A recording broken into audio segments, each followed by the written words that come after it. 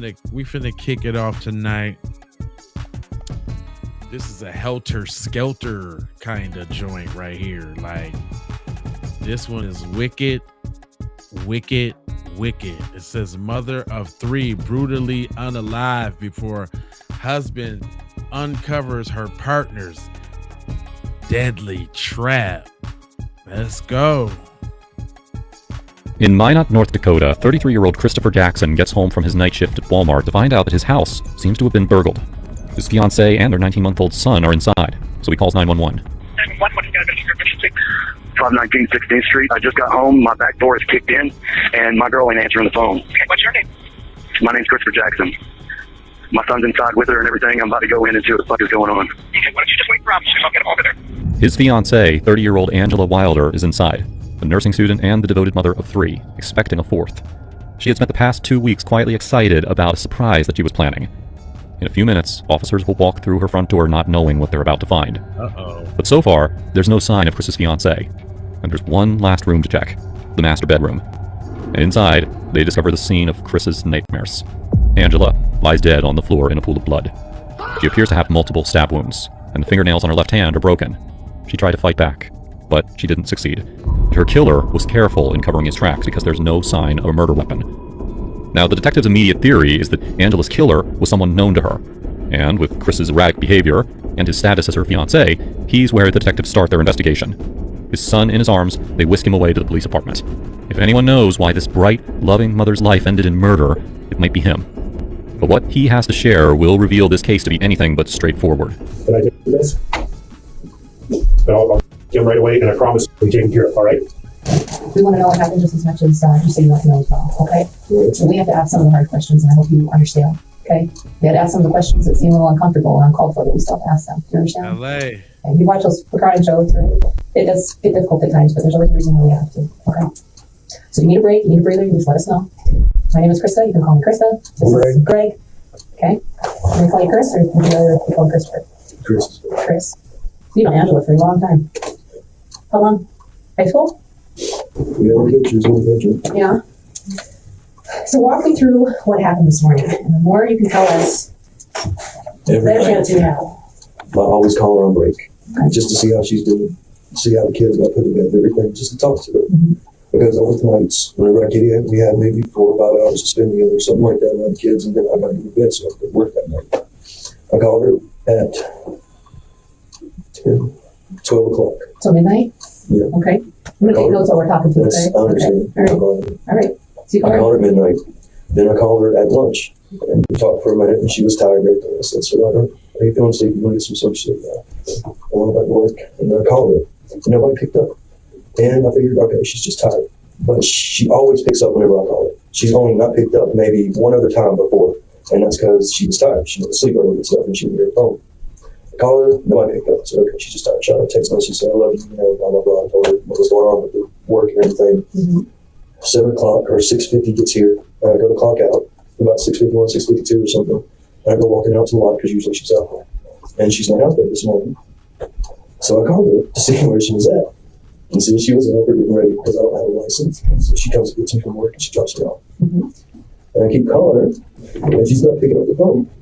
So I call a taxi because I figure she's just that tired. I get to the house, and I go over there because he parks in the neighbor's driveway. I walk up to our bedroom window, it's facing the school and stuff, and I start banging on it. And I wait for her to come to the window. She has to come to the window, and I bang on the window some more, and I wait, and I do it again a couple more times, and she never comes to the window. So I walk around back, and the door is open, and something in my stomach just felt wrong. I walked up to the door, I looked in, and the door going downstairs is open too. And immediately I thought something's wrong. Her car's still here. She didn't leave. She would have answered the phone. So I called the cops, and I told them, I just got home from work. My door is open, or it's supposed to get. And then the guys came, and they wouldn't let me in the house. They asked me to wait outside, and they went inside. And just more people started showing up and going inside, and they brought me out. And I stood there for a minute. They went in, and they asked me if they could kick in our bedroom door. And I told them it was okay. I heard them break the door and stuff, and they come out, and nobody's telling me a good thing. They're just walking out, getting cold. So we sit in the car and turn on the heater, and everything goes. The guys go in, and they come back out. They're wiping down like the equipment and shit, all these fucking wires, and there's still no Angela. And then we sit in the car for a while. To one fucking police car, going to the next one, and now we're here. So you go to work at 10. Did she give you a ride to work then? Hey, y'all, you know what? She takes all the kids up there. If it's one thing I can't stand, a police station with bad audio.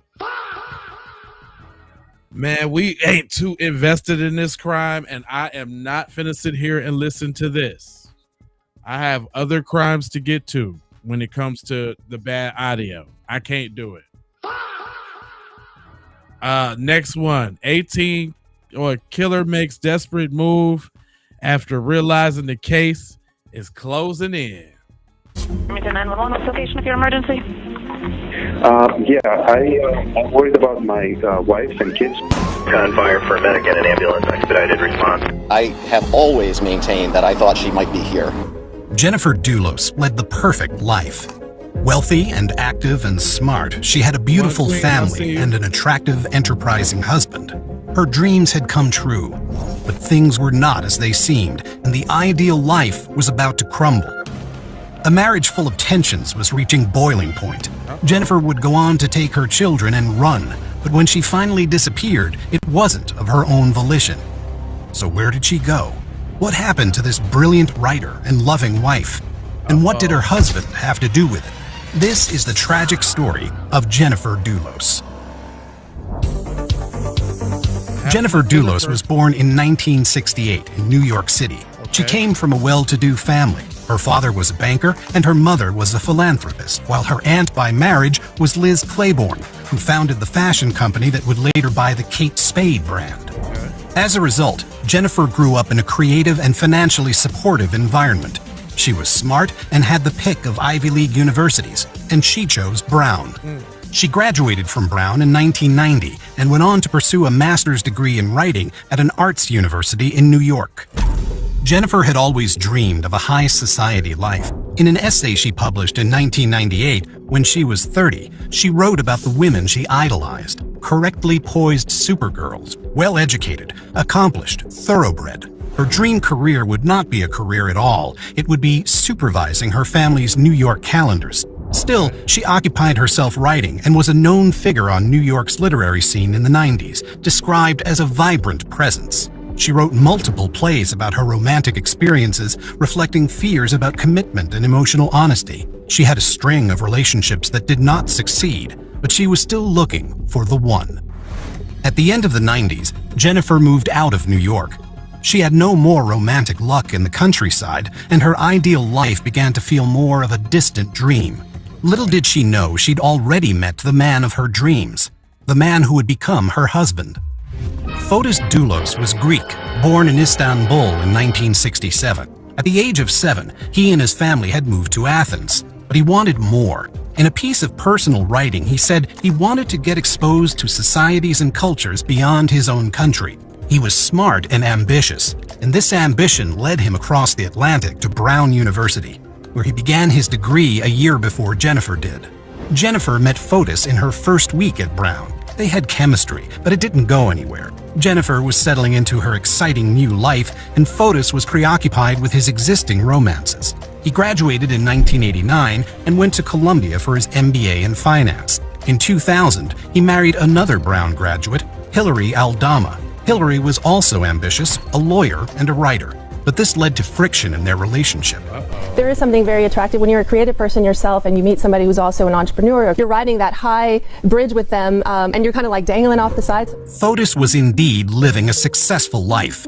He was a manager at a technology consulting firm and sought the high life wherever he could. A friend said everything with him had to be the best ski equipment, the Porsche. He was also highly athletic, early to the 2010s wellness trend. Jennifer had been a competitive squash player and continued to enjoy running. They had a lot in common, and with Fotis' marriage to Hillary on the rocks, it was no wonder that sparks flew when Fotis and Jennifer ran into each other at the airport in Aspen in 2003. A year later, January 13th, 2004, Fotis emailed Jennifer. His divorce from Hillary was in progress, and he wanted to meet up with Jennifer. He wanted to breathe life into the connection they'd always shared since they first met at Brown in 1986. Jennifer described him on her blog as this young man I'd always liked. We had a special chemistry together, always, something special and precious, and we were careful to be careful with one another until lightning finally struck. In 2004, a month after Fotis and Hillary's divorce went through, Jennifer and Fotis were married in Manhattan. The divorce was settled amicably, but Hillary was glad to be out of it. That was a relationship that was very unhealthy, that actually ended up involving a high-profile case. You literally dodged a bullet there. I think so. No one could have known how Fotis's second marriage would end. Jennifer certainly didn't. She thought she was getting everything she dreamed of: a supportive, athletic, and attractive husband, a large family, and a life of luxury to go along with it. The couple moved to picturesque Farmington, Connecticut, and there Fotis started his own business with the financial backing of Jennifer's banker father. In Connecticut, Jennifer struggled to make new friends. She socialized mainly with Fotis's friends and participated in his hobbies like water skiing, though she hated it. Her own interests, such as writing, were set aside, and her unfinished novel manuscript went into a drawer to collect dust. Fotis had a very chaotic working method. A friend described him as a last-minute shooting for the deadline kind of guy. Meanwhile, they were both getting stressed under the pressure to have children. They both wanted to conceive, but they were struggling. They turned to medical intervention, and finally Jennifer gave birth to twins in 2006. But this heralded a new era of their relationship, and the beginning of its decline. Jennifer and Fotis had 5 children together, including 2 sets of twins. The family was active and high-achieving, just the way Jennifer had dreamed of it. The kids' days were packed with hobbies, such as art, horse riding, and Fotis's beloved water skiing. But family life was also stressful. To keep cash flowing in his real estate business, Fotis constantly moved them from house to house, and the kids' busy lives meant that Jennifer had little time for herself. She and Fotis began to fight. In a blog post in 2012, Jennifer wrote, "I wish I were a stronger person, and that confrontation did not both scare and appall me." Hints like this of deep conflicts in the marriage were littered across her writing, and external pressures emerged too. Fotis's parents moved to the US, but his mother was killed shortly afterwards in a freak accident, run over by the couple's nanny. Jennifer's father developed complications from an autoimmune disease. Sometimes pressures like these can draw couples closer together, but instead they pushed Jennifer and Fotis only further apart. Fotis began spending time away from home. Sometimes he was gone for as many as 10 days each month on what he said were water skiing trips. Jennifer, meanwhile, drew into herself, spending more time reading, and became increasingly isolated as Fotis cut her off from her friends. Fotis also displayed aggressive behavior. He punched out a parking lot attendant at her parents' apartment building and forced the kids to compete at ever higher water ski levels when they didn't want to. Jennifer wrote, "They are physically and emotionally exhausted and have begged me to do something about it. We are all terrified to disobey my husband." Things came to a head in 2017. Jennifer's father died, and it was amidst her grief that Fotis told her he was having an affair. His mistress was a Venezuelan woman named Michelle Troconis. Born in 1975, Michelle was a marketing and PR manager for high-end resorts, an advanced skier with ambitions to rank in the top 50 water skiers nationwide. Just the way Fotis and Jennifer had felt an instant attraction when they reconnected in 2003, so too did Fotis and Michelle now realize their similarities, and Fotis cast Jennifer aside. Fotis told Jennifer he'd fallen out of love with her. He said he still wanted to remain close with her and the children, however, and did not want them to move. He even suggested that Michelle could move into their mansion, which was plenty large enough to host all of them together. Jennifer couldn't believe this. She opened up to the kids' nanny. She opened up more, saying that she was no longer in love with Fotis, but she had 5 kids, so they were going to try and work out what they could. After an emotional year, she was reaching breaking point, and there was one final straw. Jennifer and Fotis had an agreement not to bring guns into the home for the sake of the kids. Yet around this time, Fotis bought a 9mm Glock. Jennifer learned this not from Fotis himself, but from their children. Fotis had shown the gun to the kids before telling Jennifer he'd bought it, so breaking their agreement. The introduction of a deadly weapon into an already conflicted household worried Jennifer. She was afraid of what Fotis would do to her or with the kids if she filed for divorce while they were living under the same roof. So she made a plan to move out secretly. Under the cover of night in June 2017, she piled the kids into the car and drove them to a new home in New Canaan. Fotis was furious. He called 911. I'm worried about my wife and kids because they left to go to New York, and I haven't been able to get in touch with them. Okay. But nothing bad had happened to Jennifer. Not yet. The next day, she filed for divorce. In the filing, she wrote, "I know that filing for divorce and filing this motion will enrage him. I know he will retaliate by trying to harm me in some way." She mentioned Fotis's affair with Michelle and alleged he had threatened to kidnap their children if Jennifer did not agree to his terms. The couple were given temporary joint custody while the divorce was settled, but Jennifer made multiple requests for emergency sole custody. In March 2018, this was granted, as a judge learned that Fotis had been seeing the children in the presence of Michelle, which was not allowed, and telling them to lie about it. Fotis had lost custody of his children. He also felt undermined and emasculated. He claimed Jennifer had told the kids, "Your father likes Farmington because he is not that smart. Successful people live in New Canaan." On top of all this, he was losing money. Upon Jennifer's father's death, her mother sued Fotis for the loan he'd been given for his business, at least $1.7 million. Damn. The pressure was escalating, and the outcome of the divorce looked like it would be humiliating indeed. In May 2019, relations had soured even further. A family dog was dying of a terminal illness, and Fotis and Michelle wanted the kids to visit to say goodbye. Jennifer didn't trust Fotis even this far. She wouldn't let the children go. An employee of Fotis witnessed Michelle's resulting fury. She said that should be buried right next to the dog. It was not long after this that Jennifer Dulos went missing. On May 24, 2019, Jennifer was seen dropping the kids off at school in New Canaan at around 8 a.m. She was then seen by a neighbor's security camera returning home at 8:05. She had 2 doctor's appointments scheduled for that day in New York City, an hour away, one at 11 a.m. and one at 1 p.m. She did not turn up for either appointment. At around 11, the children's nanny, Lauren Almeida, arrived at Jennifer's house. She let herself in. Did you notice anything unusual when you went to the garage? When I went into the garage, yes, the Range Rover was still there and the Suburban was gone when she told me she would be taking the Range Rover. Did you notice anything unusual? A couple things, yes. Tell the jury what you noticed. So first, her purse was on the floor. The tea was still full. There were only 2 rolls of paper towels left. Lauren went about her daily tasks as usual. She wouldn't recognize these signs as foreboding until later on. She picked up the kids and texted Jennifer because one of the kids couldn't find her iPad, but Jennifer didn't answer. They were supposed to be meeting Jennifer at her mom's apartment in Manhattan, but Jennifer never showed up. It's like my stomach just sank because she never not answered her phone. Lauren called around to Jennifer's friends. No one had seen her. Upon learning that her boss hadn't turned up to her appointments in New York and hadn't been seen since 8 that morning, Lauren called the police. The police found blood spatter on the floor, door, and a wall in the garage. There was also blood on the exterior of the Range Rover and in the kitchen. When they DNA tested this blood, they found it was all Jennifer's. All of it except the blood on the kitchen faucet, which was a combination of Jennifer's and Fotis's. Someone had tried to clean up the blood, which was why Lauren hadn't noticed any, and why there was so little kitchen roll left.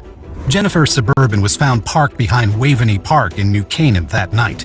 On May 26th, the police commenced a search of the 300-acre park. As the days passed without any sign, they extended their search, looking in the vicinity of Fotis's properties. When a wife goes missing, the husband is always the first port of call. And in this case, with such a contentious divorce going on, Fotis cut a highly suspicious figure. And new evidence was emerging. The area had a lot of CCTV coverage, since it was filled with high-value properties whose owners valued their security. Doorbell cameras and street CCTV captured the sequence of events on that fateful May 24th as clearly as any eyewitness. At approximately 7:30 p.m. on that day, a pickup truck registered to Fotis's company was seen driving down Albany Avenue with several trash bags in the back. it dipped out of camera view, and then when seen again, there were considerably less bags in the back, and a man could be seen getting out to put another bag in a trash can. This routine continued several times. The driver was Fotis Doulos and the passenger was Michelle Troconis, and they were disposing of something piecemeal, like they were trying to avert suspicion. The police searched these trash cans. They found all the evidence the pair had been trying to dispose of, a huge collection of items, many of them stained with Jennifer's blood. The items included cleaning materials, Jennifer's clothes, and zip ties. This was enough for the police to consider Jennifer's disappearance a suspicious death, and for both Fotis and Michelle to be arrested. A search warrant uncovered further damning evidence. At Fotis's house, the police found what they called an alibi script. It was a handwritten timeline outlining both Fotis and Michelle's movements on May 24th and 25th. It claimed Michelle had spent the morning when Jennifer had been killed running errands, a story Michelle stuck to in her first police interview. Fotis killed Jennifer. Okay, this is that. We know this. Michelle reacted shocked, but was this genuine? She invented a story about the timeline being a request from Fotis's lawyer, but it omitted their trip dumping trash on the evening of May 24th, when they'd been seen clearly on CCTV. If this was a lie, what else were they hiding? Michelle was interviewed 3 times. Across these interviews, she contradicted herself and Fotis. When asked where Fotis had been on the morning of May 24th, she stated they'd woken up together at 6:40 a.m. This was inconsistent with Fotis's cell phone records, which showed his alarm had activated at 4:20 a.m. and had been shut off at 4:21 a.m.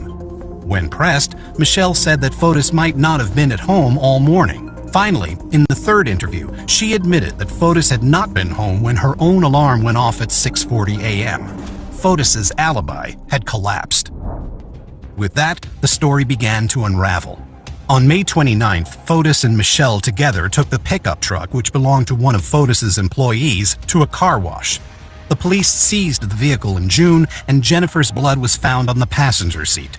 All the couple's efforts to cover up what they'd done couldn't escape cold, hard facts: DNA evidence and CCTV recordings. A residential surveillance system showed a figure on a bicycle cycling towards Jennifer's house at 7:31 on the morning of May 24th. It was Fotis. Another surveillance camera caught the pickup truck driving towards that area and parking in a turnoff behind Waveney Park, the same turnoff in which Jennifer's Suburban would be found later that same day. The truck bed was at that point empty. At 8:05, Jennifer arrived home, and at 10:25, her Suburban was seen driving away from her house, but it was not Jennifer who was driving it. In those 2 hours and 20 minutes, Jennifer had been murdered. What exactly she was subjected to by her soon-to-be ex-husband, we don't know. Her body was never found, but prosecutors believe that Fotis restrained Jennifer with zip ties around her wrists and ankles before stabbing her. The weapon has also not been found. According to prosecutors, Fotis used the 10 missing rolls of kitchen roll to clean up Jennifer's blood. They then loaded her body and his bike into the Suburban and drove them over to the turnoff where he'd left the pickup. He transferred his wife's body into the pickup truck alongside his bike and left her car there with the lights on, as if to imply she'd been abducted in a hurry. It was becoming clear what Fotis and Michelle had done, possibly with the assistance of some of Fotis's colleagues. Fotis's legal team became desperate. They suggested that Jennifer could have executed a Gone Girl-style disappearance, in which she framed her husband for murder as revenge for her infidelity. This defense drew on her blog, which painted a convenient picture of a marriage in decline and a wife in fear for her life. But this fictional defense could not hope to counter physical evidence. And Fotis was lacking in sympathy. He already had another girlfriend living with him, Anna Curry. Michelle was turning on him, as the public was too, and when he was indicted for murder in January 2020, Anna paid for some of his bond, but the rest of it was raised against properties he did not actually own. On January 28th, Fotis realized he was likely to be taken back to jail, where he would remain until the trial, which was not looking positive. It might have been his last day of freedom. Maybe that's why he did what he did next. Update on Fotis Doulos, who was reportedly found unresponsive at his home earlier today. That morning, Fotis had sent Anna out on an errand. Then he sat in his car with a hose attached to the exhaust pipe, having written a suicide note. He wrote, "If you are reading this, I am no more. I refuse to spend even an hour in jail for something I had nothing to do with. Enough is enough. If it takes my head to end this, so be it." Paramedics managed to resuscitate him, but he died 2 days later in hospital. Some of Jennifer's friends viewed this as justice. Others saw it as a cowardly escape from closure and consequences. But Michelle remained alive and had also been indicted in January, alongside Fotis's former attorney, Kent Mawhinney, who'd been mentioned in both alibis. Wow. 6 days before Jennifer's disappearance, 2 members of Kent's gun club had stumbled upon a hole in the woods behind the club. It was 2 feet wide, 6 feet long, and 3 feet deep, the shape of a grave. There were 2 unopened bags of lime in it. Lime can be used to decompose a body. When they came back to investigate 4 days later, 2 days before Jennifer went missing, the lime was gone. No remains were found in that area when the police searched it. Kent faces other charges against his own wife, and his trial date in the case has not yet been set. But Michelle was tried in January 2024, and in March, she was found guilty of all 6 counts. She was convicted of conspiracy to commit murder, 2 counts of conspiracy to tamper with physical evidence, 2 counts of tampering with physical evidence, and 1 count of second-degree hindering prosecution. That Michelle was convicted of murder without a weapon or a body shows the strength of the prosecution's case and the certainty of the jury that she did it. What are your thoughts on this tragic story? Did Jennifer's case result in justice? Until next time, stay safe, keep up with our channel, and we will see you very soon. That was a good one, y'all. Shameless plug. He says, stay safe. I'm saying stay alive, don't get murdered. Link is in the description. Say it with your chest. It's also running at the bottom of the screen. Next case up. We got a crazy one, y'all. This one's crazy. I didn't know what to think about it, so we're going to discover it together. It says, TikToker pretends to be 14, acts innocent in court. It's crazy. She danced in that TikTok video like she was just another teenage girl, kicking her legs up in a public bathroom, posing for the camera with that carefree smile. A 23-year-old woman deceived everyone by posing as a teenager. She fooled parents and convinced young males. She danced her way into their lives with carefully crafted lies. It was all performance, leading to serious criminal charges involving young people. Then came the moment in court that stopped her dancing forever. This is the chilling case of a TikToker who thought she could pose as 14 to cover up a deceptive scheme, a deception so calculated it turned social media into her personal hunting ground. And wait until you hear what the judge said when she finally saw through the act. This is Alyssa Zinger, and this is how her twisted TikTok performance led to one of Florida's most disturbing online predator cases. If you're new to this case, brace yourselves, because what you're about to witness will show you how a simple dance app became a tool for criminal deception. But before we dive into the calculated planning of Alyssa Zinger and the charges that shocked Tampa, make sure to subscribe to Women of Crime. We uncover the most disturbing female criminal cases that mainstream media won't touch, and this is just the beginning. To understand what happened in that Hillsborough County courtroom, you need to know how this 23-year-old baker turned her TikTok account into a deceptive tool to connect with young people. Alyssa Zinger lived a double life that would make any parent's worst nightmare come true. By day, she worked at a grocery store bakery in Tampa, Florida. Ordinary, unremarkable, the kind of young woman you'd see frosting cakes and taking orders without a second thought. But by night, she transformed into something far more sinister.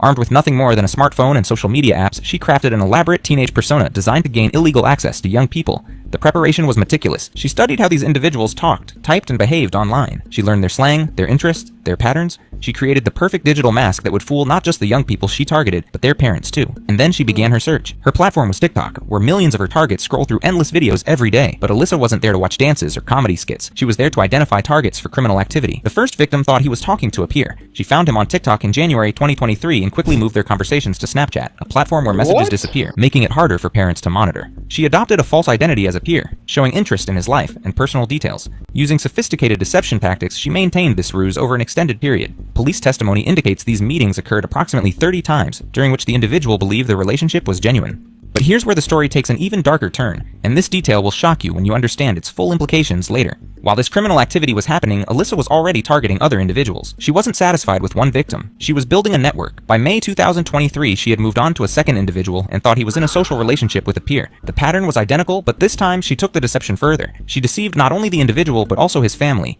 She appeared in social situations with this person, being welcomed by the family as their son's friend, completely unaware of her true identity. This association lasted from May through October 2023, cloaked behind a facade of friendship and social connection. But remember that timeline, October 2023. That's when everything started to unravel, and the reason why will make your blood run cold. During all of this, investigators would later discover Alyssa was documenting these encounters illegally. She was creating prohibited material. She was building a digital collection of unlawful content. But the most troubling part was her intent with this material. When this second victim decided to end their relationship in October, Alyssa's carefully constructed world began to crumble, and her reaction revealed the true monster hiding behind the teenage mask. The power dynamic she had so carefully crafted was slipping away. So she decided to destroy him. Remember that detail about her recording encounters? Here's where it becomes crucial. After their breakup, Alyssa went to the boy's house under the pretense of needing to charge her phone. While he was in another room, she went through his personal device and found something that would become her weapon of revenge. Evidence was discovered that led to additional charges. According to testimony, material was distributed without permission to multiple parties through Snapchat. This became a public humiliation campaign that would ultimately lead to her downfall. But here's what she didn't expect. When the female victim in that video discovered that her most private moment was being circulated among her classmates, she didn't suffer in silence. She went to the police. October 2023, a teenage girl walks into a Tampa police station and reports that someone named Alyssa Zinger is distributing material featuring her. That single act of courage would expose everything. Detective Amanda Baranowski took the case and began what would become one of Tampa's most disturbing investigations into online predation. She couldn't find any record of a 14-year-old girl by that name in the school system. No enrollment records, no academic history, nothing that would verify the existence of the homeschooled teenager the victims described. But there was a 22-year-old Alyssa Zinger in the system, and that's when the pieces started falling into place. The investigation revealed something that would make any parent's blood run cold.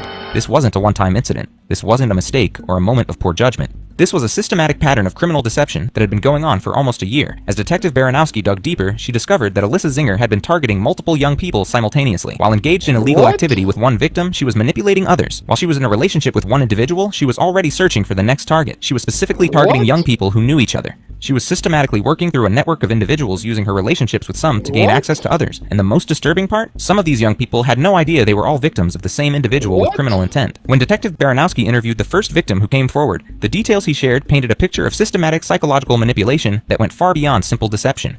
The boy described how Alyssa would become aggressive when upset, how she would threaten him, how she would try to control his relationships with others.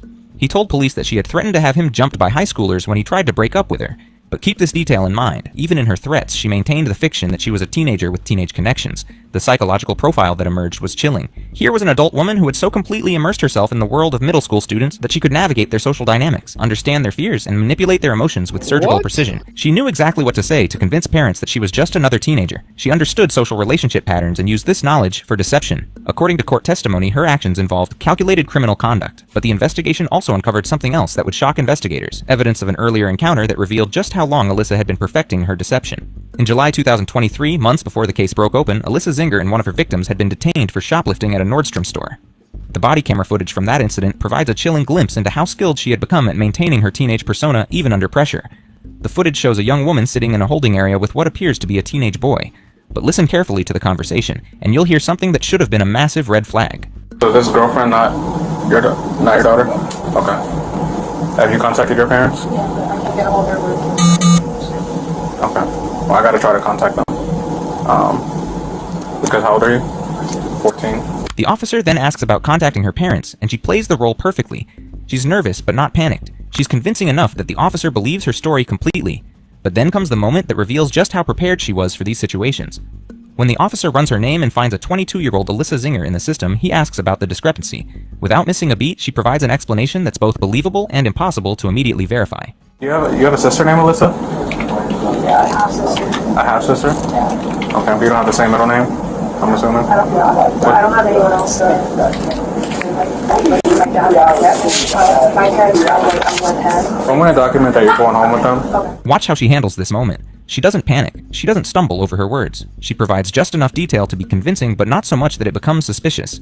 This is someone who had practiced this scenario, who had thought through exactly what she would say if questioned about her identity. The officer buys it completely. He documents that she's going home with the boy and his father, and they're released. But listen to what happens next in that footage, because it reveals something crucial about the family dynamics that enabled these crimes.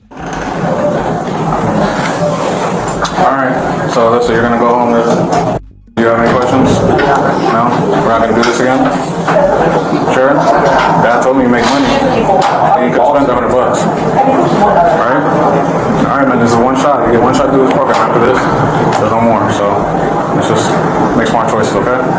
Alright, take care. The most chilling part of this footage is how comfortable Alyssa appears in this environment. She's not nervous about being caught in a lie. She's not worried about maintaining her cover story. She's completely at ease pretending to be a teenager in front of adults and police officers. This wasn't her first time doing this. Remember this detail about her comfort level. It becomes crucial when you see how she behaves during later police encounters. When Tampa police executed their first search warrant at the Zinger family home in November 2023, the body camera footage captured a family in crisis, but not in the way you might expect. The footage begins with officers explaining to Alyssa's parents that they need to search the house and seize her phone, but from the very first moments, it's clear that this family has a very different understanding of what's happening than the police do. The detective said nobody can go in the house. Okay. So that's weird because I talked to my lawyer and he says you guys aren't under arrest. You guys aren't. There's a search warrant for that. She told me she got a search warrant and nobody's allowed in the house. For the phone or for my home?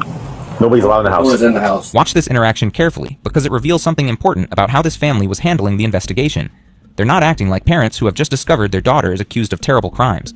They're acting like people who are managing a legal problem. We're not in the chase. We're not running, so. But that's where we're at. I know it sucks. This situation sucks. Me not going in my home right now, that's the least of my worries. I got a beautiful young daughter that's in a, this is going to be happening. She's got a lot of problems and mental issues and stuff, and it just sucks that, I don't know if you have kids, but... Yeah, we have 2 kids. I have 2 kids, yeah. Notice what he's doing here. He's immediately setting up the narrative that will later become her defense strategy. She has problems and developmental issues. This shouldn't be happening. He presents her as a victim rather than acknowledging the criminal charges against her. I'm sorry to hear that, by the way. Well, I mean, she got messed up with the wrong... even though he's a lot younger, he is... Put it this way. My daughter, my wife works for the federal government. 38 years, never been in trouble in her life, not a single thing. My daughter, the same thing. Me, stupid little shit when I was a kid. But we're good, honest people, hardworking people, and she just she's never been in trouble in her life, even though he's young. That's why we're in this situation.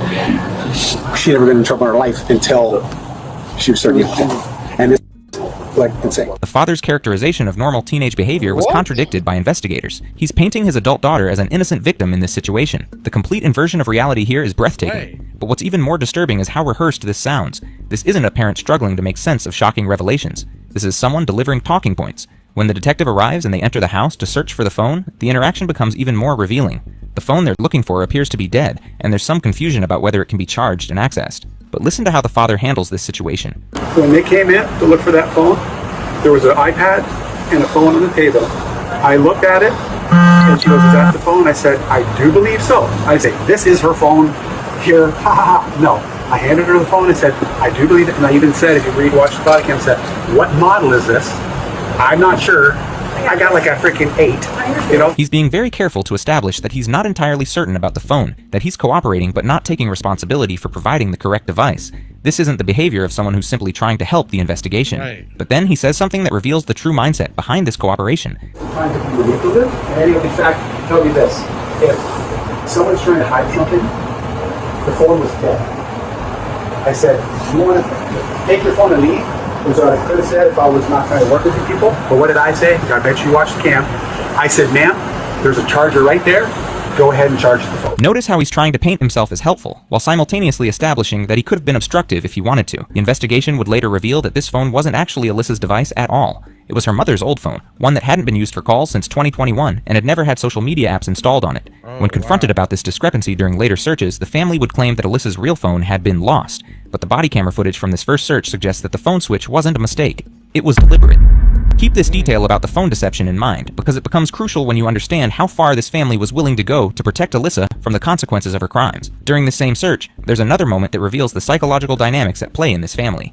The father becomes emotional and says something that shows how completely they've reframed this situation in their minds. You can say one good thing that's come out of this: we got our family home.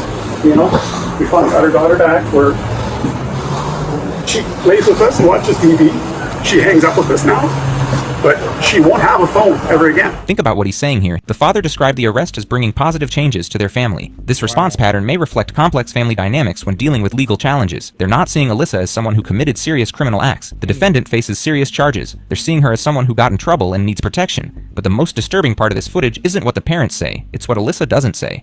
Throughout this entire interaction, she's largely silent. She lets her parents do the talking, make the excuses, provide the explanations. She's comfortable allowing others to manage the consequences of her actions. When police returned to the Zinger home in January 2024 to execute a second search warrant, this time to photograph Alyssa's bedroom, the family dynamics became even clearer. The body camera footage from this search shows a family that has had months to process what's happening, but their response reveals that nothing has fundamentally changed in how they view the situation. The officer explains to the family what they're going to do. Our crime detection, whenever she gets here, we're going to go through the house, and we'll take pictures and document and stuff like that. And she'll also get a copy of, or she'll get a copy of the search warrant to take pictures and document that too, which I'll go ahead and just kind of review this with you now, okay? We're going to post these pictures now. They don't post your pictures. This is for their investigation. Okay, well... There's nothing to be anybody's business. That's nobody's business. Even facing serious criminal charges, even months into an investigation, her primary concern is still about her privacy and reputation. There's no indication of concern for her victims, no sign that she understands the gravity of what she's done. They just got to do their job. They got to take pictures of what they need to do.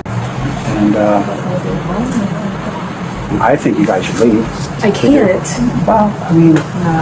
they've surrounded the whole car. Like, I really can't... I don't think they meant it like that. Well, there's 5 cars, so how do I back out? Later in the same footage, she makes a comment that reveals her complete lack of understanding about the seriousness of her situation. I feel like I'm a murderer. They got to protect. Hey, they don't know who here. They got to protect themselves. This is a crazy world. People are mental. They got issues.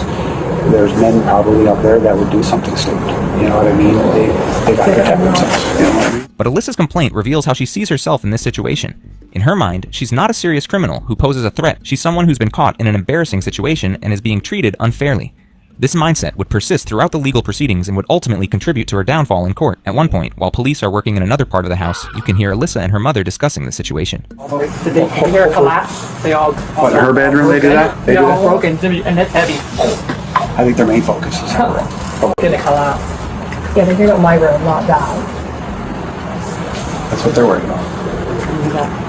Hey, they're doing their job. A lot of crazy people out there. So, and a lot of people don't like police, you know? But that's not us. You know, like I said, we back you guys 100%. That's for sure. We have friends. And yeah, you're friends with a lot of police. I have a lot of friends that are police, and we are firefighters. And he's trying to establish that they're good people who support law enforcement, as if this somehow changes the nature of what Alyssa has done. This kind of appeal to respectability is common among families dealing with serious criminal charges, but it reveals a fundamental misunderstanding of how the justice system works. The relationships with police officers don't change the evidence against you, but this family seems to believe that their social standing should somehow protect them from consequences. This mindset would prove to be a significant liability when they appeared in court, because it suggested they didn't fully grasp the seriousness of the charges or the strength of the evidence against Alyssa. The final piece of body camera footage that provides crucial insight into this case comes from a conversation that was captured when the family didn't realize they were still being recorded. When Alyssa finally appeared in court for her bond hearing in April 2024, the contrast between her behavior in the body camera footage and her courtroom demeanor was striking. Judge Laura Ward presided over the hearing, and her observations about Alyssa's behavior would become some of the most quoted moments in the entire case. Every time something happens that the state puts on that maybe you disagree with, you shake your head no. You don't seem to understand that the problem is not who recorded the video. The problem is you are in multiple videos with young boys. You are an adult. You are the problem here. Your actions on these boys are illegal, and it's not okay. Whether they took the video or you took the video, you are the only adult. After countless hours of manipulation and deception, a judge stated the simple, devastating truth. Alyssa Zinger was an adult who knowingly deceived young people. Everything else was just noise, but the hearing also revealed something else that would shock the community. Prosecutors argued that Alyssa's parents had helped her cover up her crimes. During the hearing, prosecutors presented evidence that the phone provided during the first search warrant hadn't just been the wrong device by accident. They argued that it had been deliberately provided to obstruct the investigation.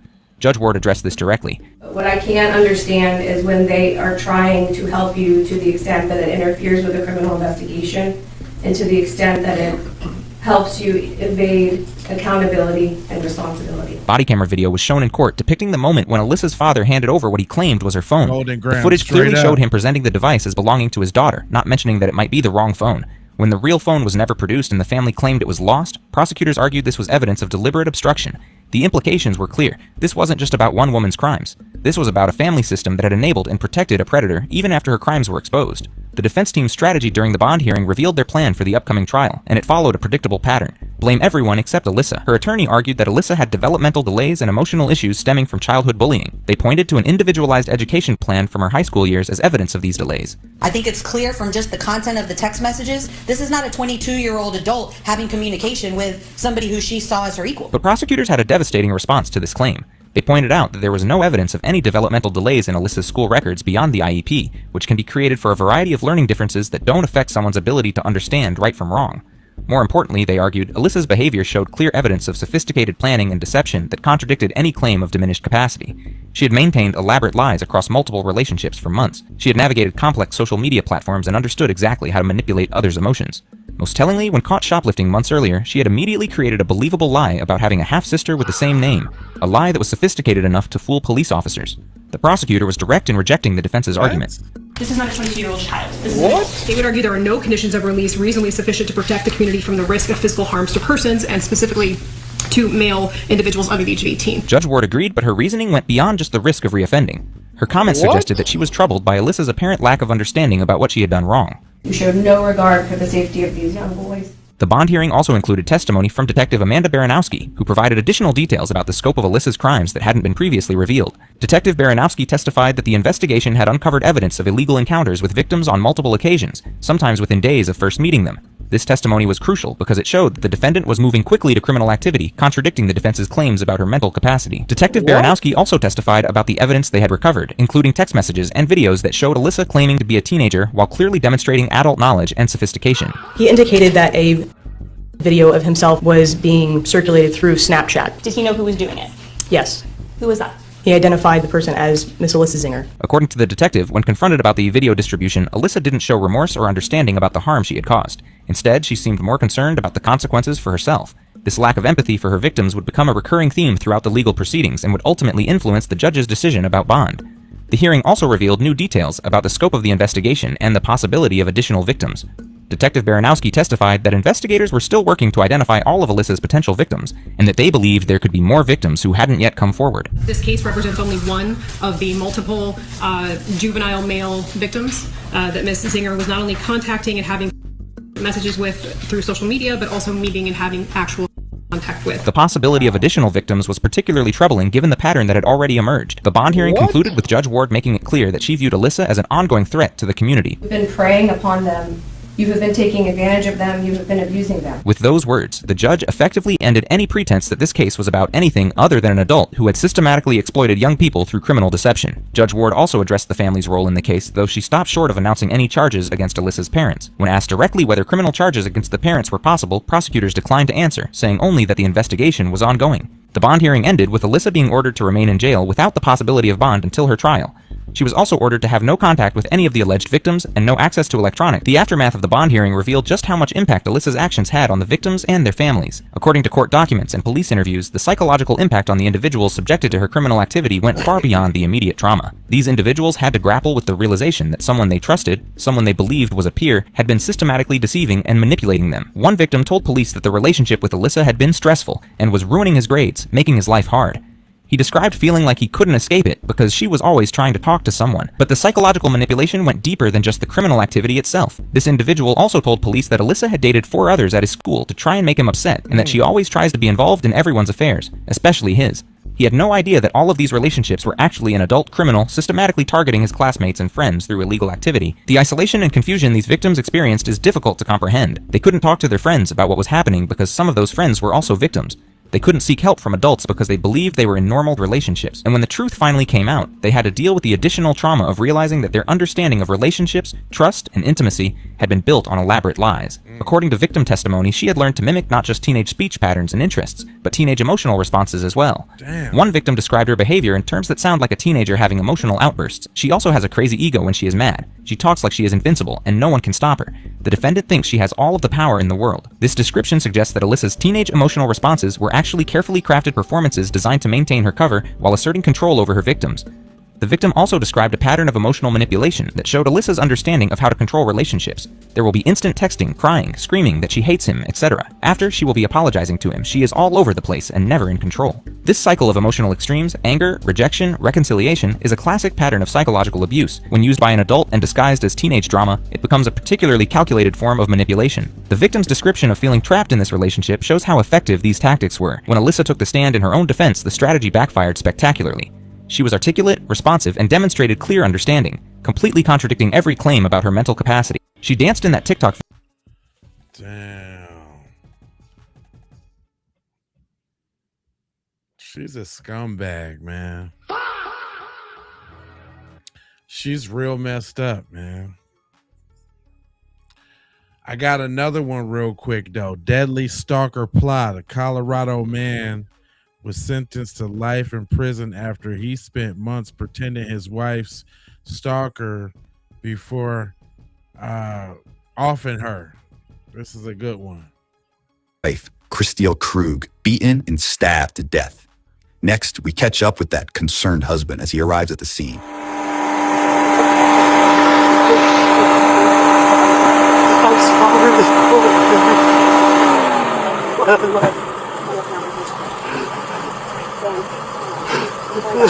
Police identify the man, seen here, as 44-year-old Daniel Krug, the victim's spouse of over 20 years.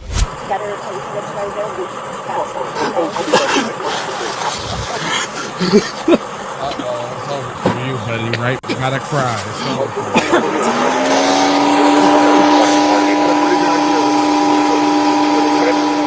Let's rewind about a month earlier, when the victim alerted authorities about an alleged longtime stalker, who she says recently cranked up the heat. All right. When did he pop back up? So, first text message was back in October. Okay. Just threats. And just out of nowhere? Just He popped does back? this. He does this, and he's been doing it for over 20 years. Okay. So this is, so... This is the first time it's this violent and Okay. aggressive. Normally it's hey, how's it going? Okay. Nope.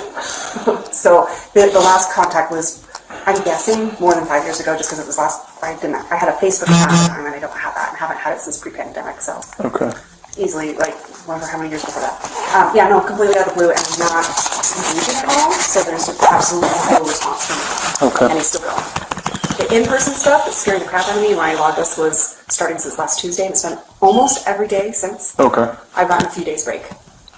And it's always been text message, or has it been... And emails. Email, okay. And he's changing his phone number every single time he text messages me too. Christelle explains that an ex-boyfriend from over 2 decades ago, who she says has periodically contacted her over the years, suddenly popped up again. But this time, things were different. The soon-to-be victim describes explicit text messages and emails that grew to be threatening in nature, alongside inappropriate pictures too graphic to show. Next, investigators invite the couple to the police station to get more details on the alleged stalking, after they said a cryptic photo of Daniel heading to work was sent to Christelle's email. So anyway, that made me go, is this his number? Where is he right now? What kind of car is he? Like this was alarming. He's never said this kind of stuff to me before, so whatever. And the fact that it went so emotional is like something's really wrong here. Then things go dark, right? And this is when I then contact you guys, because this now is escalating. This is not just threats against me, it's threats against my husband. He contacts me, and you'll see in my little log that this is an email address he contacts me now from more frequently, like he actually reuses it. But he is now showing that picture that day. There's snow on the ground. My husband had only gone into work on that Tuesday for Halloween. Okay. I'm guessing that it was creepy, but not real. No, but lots of people are jerks online, sure. Other than that, I'm sure she has mentioned to you that she and I go through a rough patch, kind of on the rocks. So probably didn't seem that pressing until it was. Daniel made some disturbing comments, calling the alleged stalking, quote, creepy and not real, before revealing his marriage was, quote, on the rocks. Fortunately, even though my husband has a camera in his car, he did not see anybody. Sure. And then unfortunately lost all the video because he didn't save it. So She didn't want me to panic, so she didn't share all of the details of the log. And so as I got all of the details, my panic level has gone considerably higher. Not now, because I'm in a police station. Sure. And honestly, this is the safest I've felt since Monday at lunch. So anyway, just a lot of like very sexually explicit, very graphic, very just like poke the bear kind of thing. And then trying to prove to me that he can follow us. Yeah. I went to the grocery store briefly on Tuesday, and someone behind me dropped a can. I panicked. My husband did see these, like definitely this message, so he very much still remembers that if you ever need someone to corroborate that they saw it, but I don't know how credible of a witness someone that my husband would be, but... yes and no. But yeah. So what am I doing? I'm panicking. And I'm doing a shit job of protecting my wife. As bad as I am, I care more about her safety. Yeah. Well, I understand that 100%. I'm sorry for this. Wear a mask around the kids. Absolutely. I'm sorry. Unfortunately, like, because this is now like so distracting and so constant, and it just like anytime my phone buzzes, I'm just like, I don't know what's coming my direction. That takes us back to December, where Daniel is caught on a surveillance camera, casually walking into work and waving at a security guard, moments before calling police. Springfield Dispatchers meeting. Hi there. My name is Dan Krug. I don't think this is an emergency, but this feels really weird. Okay. My wife isn't responding to text messages or phone calls. Okay. And we've had threats against us. We have both been targeted by a stalker. Okay. Threats have been made against my life. Okay. And threatening to like kidnap her, which is why I'm nervous that she's not answering me. Yeah. What? I didn't protect her. I was supposed to protect her. Let them know about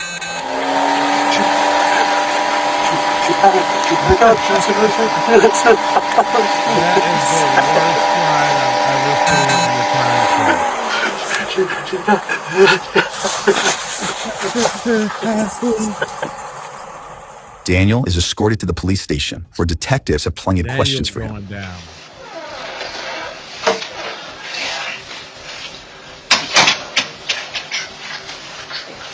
He get an F for effort. He is terrible.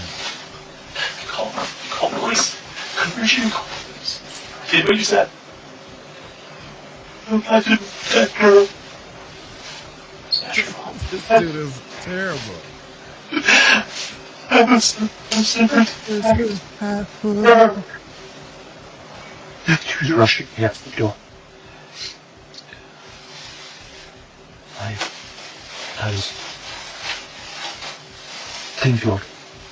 I was leaving.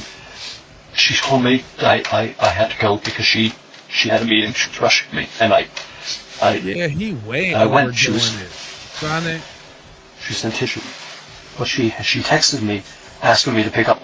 So I canceled or skipped my CFO meeting. So I and I left her for this. And you couldn't get a hold of her. She sent you that text. And that's as much contact as you had with her today. And I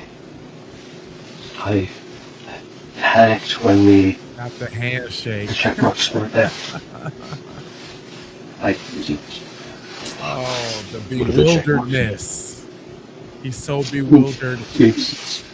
Discombobulated. Daniel tells his initial story to investigators, saying his wife allegedly rushed him out the door before texting him about the kids shortly before the attack. Prosecutors would later allege that Daniel sent himself the message from his wife's phone in a suspected alibi attempt. That's when he said he noticed she hadn't read the text and panicked before calling police and a neighbor.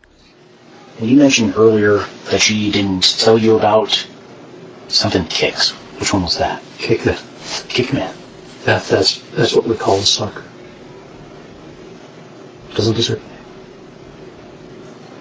Okay, and Ridge came up with Kickman because Yeah, I remember him, and I told you he was going to kick his ass. Daniel now explains the family nicknamed the alleged stalker Kickman before one detective decides it's time to read him his rights.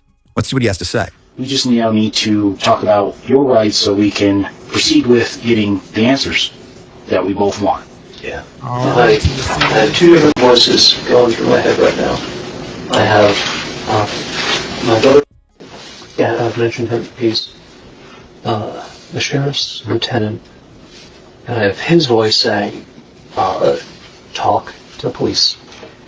And in typical cop fashion, he married a prosecutor. So I had Lynn's voice in my head going, get a lawyer. Daniel ultimately agrees to talk, for now, but one detective digs in for further details. I just want to... What caused the, I guess, anxiety or panic as to why it was so concerning that she didn't respond? It was a really specific question about a time impacting the kids. Uh-oh. That's something she will always respond right away on. And then, other than that, Talking too much. that was enough for me. That felt weird. It hurt me that she didn't tell me about the stalker when it started, but she brought me in right away once he sent her a picture of me. And at that point, she brought me fully up to speed, and I saw the horrible messages. I saw the Grace type vibe, ad, though, for real. all that crap. And that's when she and I started working on game plans. Again, you know, what do we do to protect family, to protect the kids, you know, define your threat level. She had a gun, she was armed. What? I don't want lethal items. We didn't let each other kind of be alone anywhere. Had to take dogs for walk or dog for walks. Well, you let her we do that have all together. that time, So it almost sounds like all this kind of maybe even brought you guys closer, not maybe emotionally closer, but you guys were physically sort of working on things besides your kids. There was a mutual... Maurice, what up? Yeah, there was... Yeah, I'm here. Over the course of November, there was a better team feel. Okay. You know, we respond to crisis. Right. And I told her at that point, I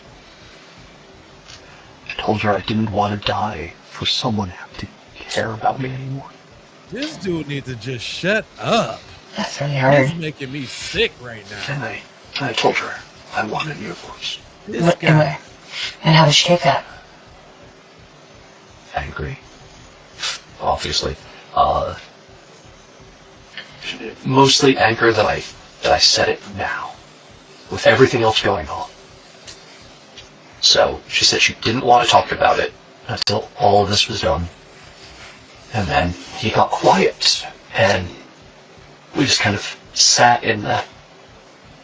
I want a divorce. Okay. What? I've loved you every choice. Bro, what are you talking about, man?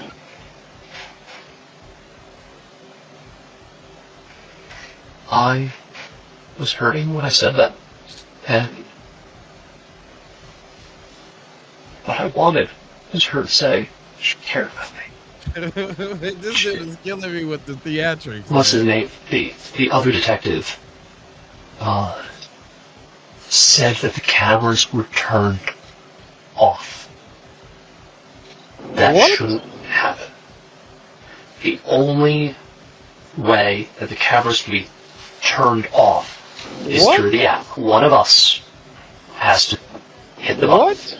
According to an arrest affidavit, multiple home surveillance cameras were not recording at the time of the incident, while another was found covered in blue painter's tape. He said they were turned off.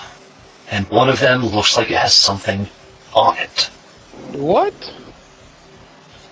So, in my brain, I'm thinking someone made a move against her. So in my brain, the story that I have is someone came to the door. Maybe she went outside to get a package, and they must have come in. Vic, what up? And she's a fighter. She's strong. She would have fought. And why do you say that? Have you guys fought before, or you just know it all? Okay. I know her. Okay. She refuses to be a victim. I know her. Okay. So, I mean, who do you think killed her? I think it's Jacob. I think it's... Okay.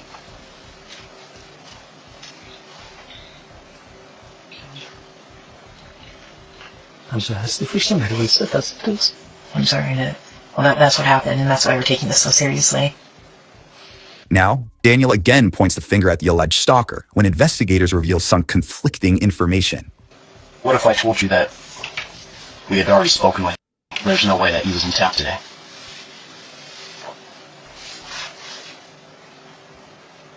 I have nothing. And I'm terrified to bring my children home. The Gmail account, the Kickman account that you guys initially received with the photo of you in it, and the phone number, those originated through their IP addresses at your office. Doesn't make any sense. Well, he took the photo of me at my office. Right. Well, both of those accounts originated from IP addresses that was back to your office. I don't know what to do with that.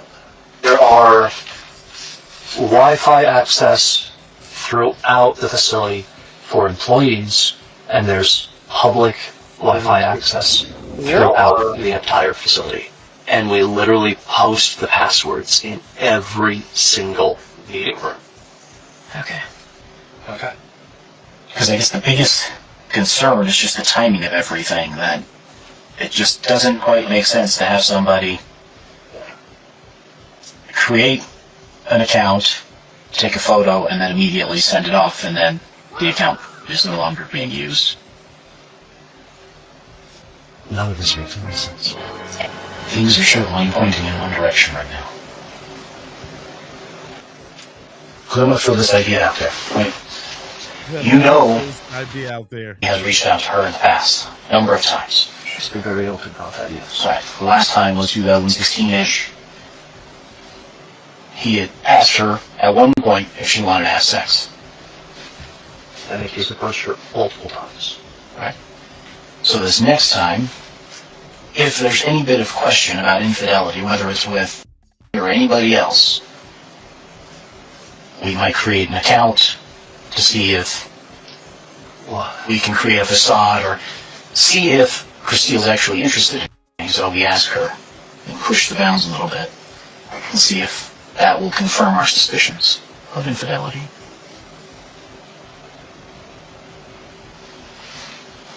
You don't get the response and the openness you once did for about 28 days, from October 2nd to October 31st. So you amp it up a little bit. Send a photo of yourself to her, an account you create. See what her response is. Maybe this started out the way that it was recorded, and then maybe it turned into something. What? Maybe. Is that to suggest that I would put my children for this? I think ultimately what happened today would bring you the closest to your children that you've probably ever been, in your mind. There has to be someone that was able to turn off the cameras, that was able to access a password-protected system to turn off cameras, that was able to use your IP address from your work to create accounts, to send messages and photos, to act as a stalking suspect. Well, tell me. Help me make sense of it. I'm not the one who does this. I'm analytical at work, and I read and write fiction at home. I don't do what? I don't do crime drama. What I know what it is if you're adamant that it's not Kickman, then there has to be something. Kickman is 6.5 hour drive from here. There's no way you could have made that drive. If you flew, we would have record of that Doesn't show up on any sort of flight record through the FBI, DEA, Homeland Security, anything like that. And then, in fact, he was contacted in his house, severely intoxicated. Let's join officers more than 8 hours away in Eagle Mountain, Utah, where they catch up with the man who Daniel claimed to be responsible for the crime. I'm going to ask you a couple names to see if you recognize any names. Okay. Have you ever heard of the name Crystal Krug? She may have been a Grimsrod when you knew her. Yeah. And do you know a Daniel Krug? No. No? How do you know Crystal? She was an ex-girlfriend. She's an ex-girlfriend? How long's ex? Like how long ago? 1999. Oh, so like a long while ago. She was my very first girlfriend ever. Oh, okay. Yeah. When was the last time you talked to Crystal? Has it been a minute? It's been a minute, yeah. Like since you moved from... Yeah. Yeah. So that would have been, what, back in 2014? Yeah. The ex was definitively ruled out after investigators said he had a verified alibi and no evidence to show he had traveled. All this time that we've been looking for him, for the protection order, and he just found him today, like that. Because I've been looking at you, but I've been waiting for these records to come back.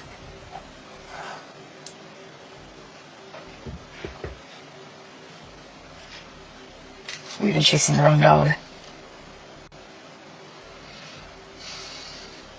Am I under arrest? Is it? Yeah, you're going down. It sounds buddy. like. It sounds like. You're accusing me.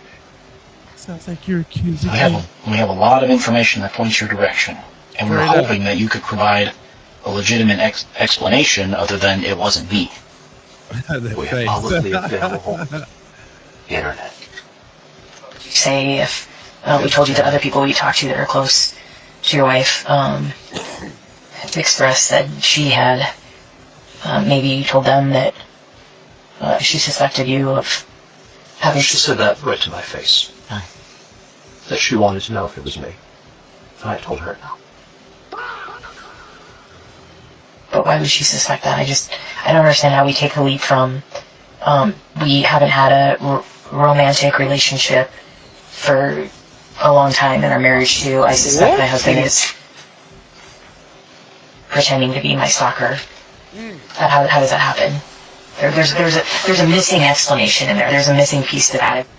I'd like to know what happened this morning. I'd like to know Me too. what caused you to get so upset to hurt your wife, because I believe that's what happened. I believe that you've been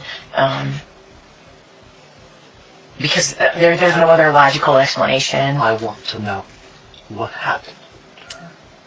Give it up, Did dude. she find? Did she get shots at all? Where was she in the house? So tell me. Did she fight? He is making me. Did she Oh get my shots god! I just want to stop this right Where now. is she in the house? We haven't been there to know, and there's only one person in this room that can tell us. This guy. Detective King Solomon and I have been here with you. I think you know the answer to all those questions. I think you got confirmation or found out that you had a boyfriend this morning, or something happened that pissed you off, and you did something that you regret now because you can't go back. And you can't go back to stalking her secretly, or pretending to be her stalker, or making plans, having cooperation with one another, although it's not romantic, having cooperation with one another to fight together against Kickman. You have your theory. It is wrong. Please find the right one. Is this the point where on there, whatever that checklist is, I say, I'll have it for you? Yeah, that's fine. Daniel asks for an attorney and ends the interview, but it's not long until we hear from him again. Goofy. And he came back for more. No. Damn, Daniel. You don't believe that? Fine. Just don't stop looking elsewhere for something. Okay? God, he's still trying to play it up. Are you married? Your kids? Divorced? Down, buddy. Right on it. I don't care if you capture him. I just want They better tell me he got charges. You took I need that. My children's Daniel mother. needs to go down for this terrible performance. According to the Broomfield District Attorney, Daniel was accused of freeing Chris Steele's ex and carrying out an elaborate plan to cover up his crime. A jury later convicted Daniel of first-degree murder, stalking, and criminal impersonation. He was sentenced to life in prison. Just as soon as me. Now I feel much better.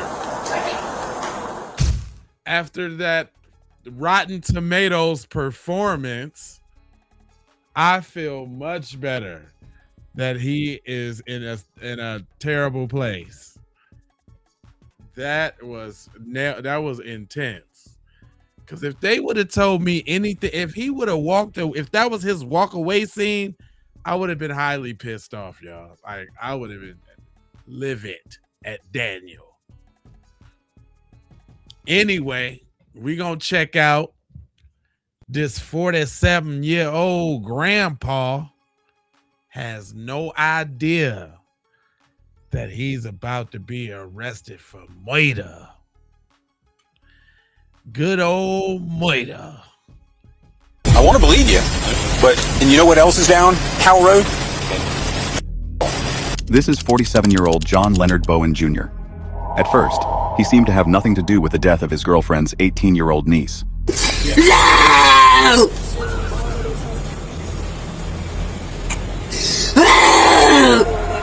But it didn't take long for investigators to uncover the evidence and the path he never chose to leave. He's not live here because he's not allowed to live here. He's Yeah.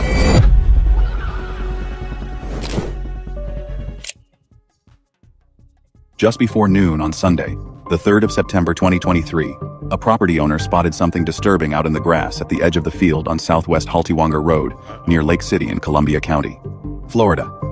He immediately called 911. When investigators arrived, they found the body of a young female.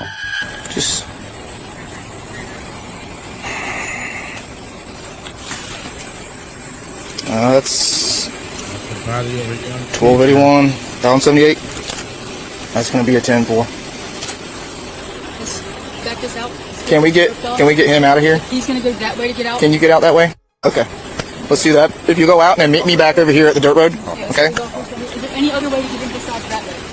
And nobody normally comes in that way. Right? Okay. So we'll just your command post will be out there. No one comes in this way. He went forward, but he hadn't. Yeah. Hey, I walk that side, Swears. I walk that side. And you got all this back down right here. Hear me? Hey, but there's really good tire tracks right here. We can just find out which way he came in. Yeah, but all these right here, like those are fresh as can be. You're gonna have to extend this past that if you can get our guy, because that camera comes that way. Leave it. Yep. Make a Should be able to identify this one. Clear. Can identify this one. Got tattoos and everything. Yeah. I don't know who she is. Looks familiar. Whoever killed her had tried to make sure she would never be named. Her body had been intentionally burned. They began collecting every piece of physical evidence left on the surrounding ground, including fresh tire tracks pressed into the dirt, leading away from the field. Investigators knew that identifying the victim was their most urgent task. Without a name, they couldn't reconstruct her final hours, or find out who had reason to harm her. And what happened next would open the first door, leading straight to the suspect. As news spread through the community that a body had been discovered in Ellisville, a local family began to panic. 18-year-old Coyote Catherine Cheyenne Turner had disappeared. Her family had been calling her all day, but every call went straight to voicemail. The victim's mother was overwhelmed with grief and fear as the horrifying reality began to settle in. Hey, do you have Cody's phone number? My phone's dead. You know, everything. We've been trying to call her all day. No one answers. It does straight to voicemail. No, y'all been calling it. Is it ringing? No, it doesn't ring. It goes straight to voicemail. Straight to voicemail. Man, my kid would have been over here by now. And she would have came up there to her. Should have been. She would have came to me or her or my man. My man's a CO. I'm ex. What's his name? Darren Johnson. I got everything on my phone, but like y'all believe me or not. No, Man, y'all. I believe you. I just want to see when the last time you talked to her. That's all. What are you saying? You're not in trouble at all. You haven't said that the last time to me, too. know if it's evil. I got cops up here because there's a body that got found this morning. I'm the only one that called about it. So I don't know what's going on yet. I had that call their phone. I got everybody looking for it. Y'all can...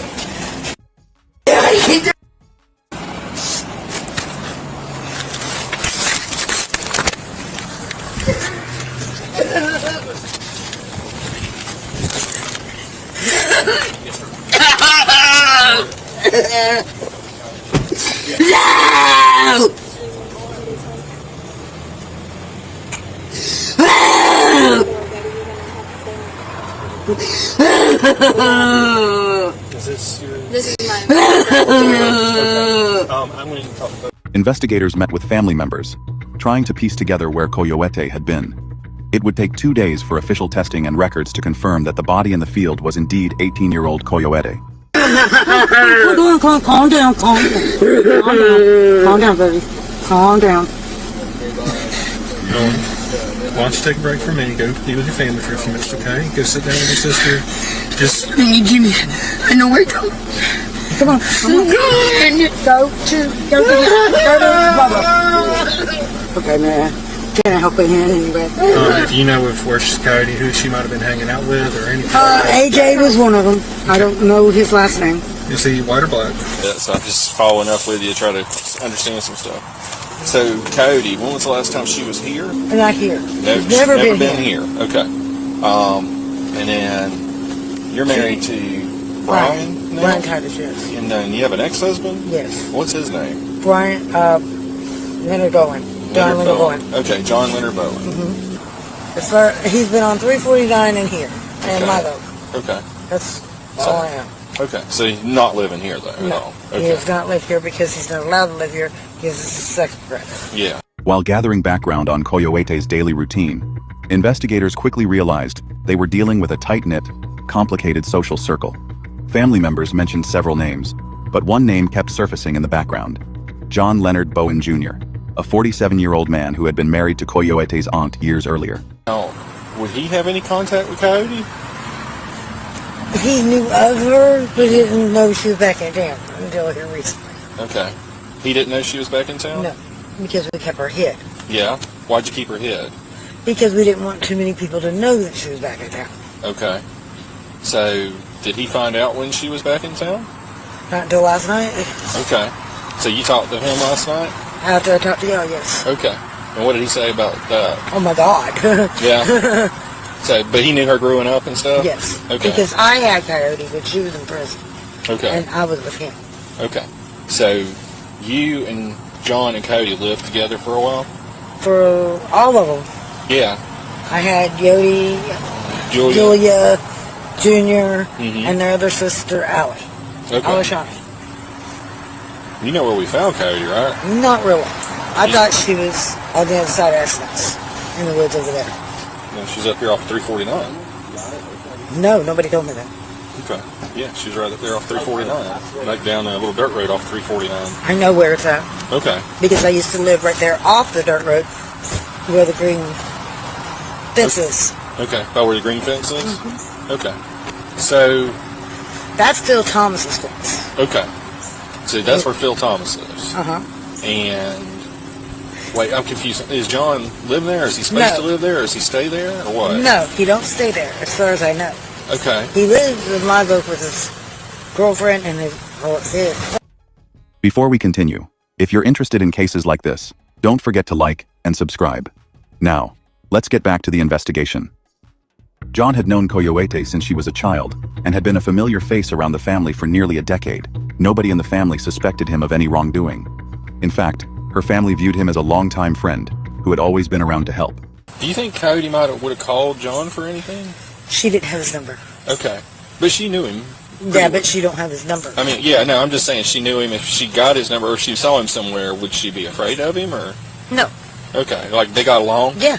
Okay, that's what I was trying to understand. They never When you said y'all were trying to keep her hidden, I didn't know if there was a reason why you're keeping her hidden from him. No, everybody, pretty much. Okay. She's the one that was slipping out and going, seeing people. We didn't want her to. We tried to keep her around. Okay. When was the last time you saw? Does he go by John or Leonard? He was here the night that Nora called me. When y'all. Last night? Yeah, He was here last night? He was here last night. What was he doing here? We were moving a couch. Okay. Moving it to where? That one got moved out and a new one got put in. Oh, okay. So he came over to help you. So even though he's your ex-husband, y'all still get It along? wasn't, yes. Okay. We have. What were you going to say? It wasn't mine? It wasn't, you were going to say something, it wasn't me or something, I cut you off? It wasn't him, I said. Because he was here. Mm-hmm. It couldn't have been.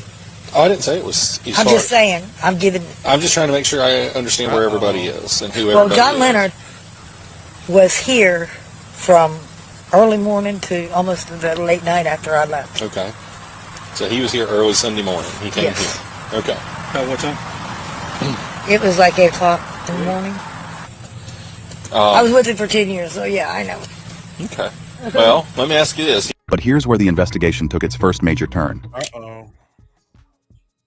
Underneath Coyote's body, investigators found a piece of discarded mail. The delivery address traced directly to a residence tied to John. That single clue changed the direction of the entire case. The address under the victim's body had never been registered with the state. He was living there unmonitored, off the grid entirely. Investigators immediately checked video records from local businesses near the crime scene. Security footage from a nearby convenience store captured John in the parking lot around the time of the murder, actively changing his clothes near his vehicle before driving away. Let's see what John had to say about these undeniable details. I'm Sergeant Watson. I work with the Sheriff's Office. You don't mind talking to me, right? Okay. I'm just making sure. So I don't want to put you in any kind of awkward situation. Alright, I know that some of these guys have talked to you already, but I'm just going to kind of start from the beginning with you. That way I get, I understand it better. Because they tried to tell me, there's 3 different people trying to tell me what you said. Right. I'd rather just hear it from you. So, what I will say is, obviously, you know that we found Cody. And my understanding is she was like your niece? Kind of. Okay. Like you were married to, what's her name? No, I was never married to her. Oh, no, that's right. I'm sorry. Okay. Sissy is what she goes by? Yeah, for about 7 or 8 years. 7 or 8 years? Alright. Yeah, and I understand that at one point she even lived with y'all for a while because her mama couldn't stay out of jail and all the other stuff. She never lived with us. She stayed with us, but her mom was there with us. Okay. Okay. That's why I'm asking questions so I can understand. And they kind of shitted on us and kicked them out. Mm-hmm. Alright. So, I know these guys were talking to you a little bit. What all have they told you about, why we ended up here at this house? Supposedly that they found her body and something to do about something about trying to get rid of evidence or something like that. Okay. So you got out of prison in January. Investigators brought John in to sit down for questioning. At first, he acted completely innocent, treating the interview like a routine check-in. Would there be any reason then for there to be anything, Nora or Cody or anybody else to have anything, from this house? Like, for example, if I had mail, like if I had a bill that had this address on it, would there be a reason for them to have that? Okay. All right. Son, Chelsea, that used to live here. Okay. Is Chelsea friends with them? She used to live with them. Okay. And how long ago did Chelsea move out? I guess back in 22. About when? 22? When I went to prison. When did you go to prison? I stayed in for about a year. Did you ever go over there to help move some furniture or anything? That was last night. That was last night? Okay, because I was told you were there at 8 o'clock in the morning. Sunday morning. Yeah, I think so. I might have. I can't remember. Say yes or no, but yeah. Okay. Yeah. So you don't know where you were at? I have part memory. Yeah. Okay. But I'm just going to ask you this point blank. I asked you about that, and you gave me a whole detailed story about that tree coming down and coming in the house and everything else. That's right. Okay. So you can remember that. Yeah. But there's a girl, right? Yeah, that's what I was calling it. That you know. That's been a part of your life. Yeah. But you can't remember basics about where you've been the last few days. John could describe details like a fallen tree on a nearby property caused by a recent storm. But with simple questions about his whereabouts on Sunday morning, he couldn't keep his timeline straight. He blamed his bad memory and claimed he was getting confused about the days and times. The investigator pointed out the obvious. How could someone remember every detail about a fallen storm tree, but completely forget where they were for 12 hours during the exact window a young woman he knew was murdered? Okay. Regardless of what you tell me, I can tell you I'm going to let you get out of this truck and walk back in your house. Thank you very much. So, I mean, I just want to understand what happened, and if it's something got out of hand. That's why we're asking. Yeah? I thought we were going to take it to jail. I'm not going to take you to jail. Not right now, but I need to know the truth. I need to know the truth. And clearly there's more to this. No, it's just right. That's right. Okay. We're not even talking about that. Okay. Just because I'm not supposed to be here, because I'm registered here. Here, South Carolina prison. This is my girlfriend. And based on their registered, It's most definitely not shorter, man. To go from Ellisville to here? Yeah. Instead of going all the way back and through town. No, it's way shorter to get on I-75 and come up to I-10 and just shoot over to 137. But you went way out of the way, Leonard. Way out of the way. Yeah, not I think. Can you understand from our standpoint? I mean, and I know you're saying you don't remember. I'll be honest with you, I kind of see it as untruths. And we're not just talking about standing here versus standing there. I mean, you've said some things that are completely opposite of what your wife and some of the other people here said. You've said some things that are completely opposite of what video has shown us. Right. And we're struggling. I want to believe you, and you know what else is down Howell Road? Right where you... John never offered a full confession, but he didn't need to. The combination of his broken alibi, store surveillance footage, cell records, and the mail found directly under Coyote's body gave investigators everything they needed.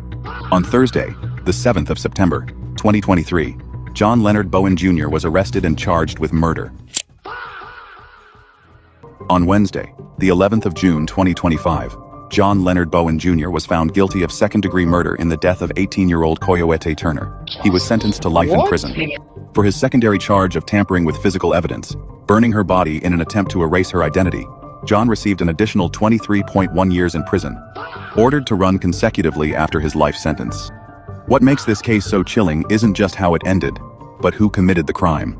John wasn't a stranger lurking in the dark. He was someone trusted by the people, meant to protect Coyote. In the end, the killer was brought out of the shadows, and justice was delivered for Coyote Turner.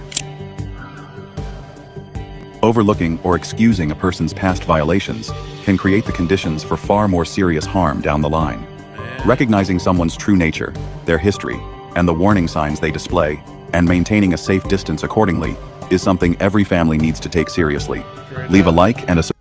Especially when them children be involved.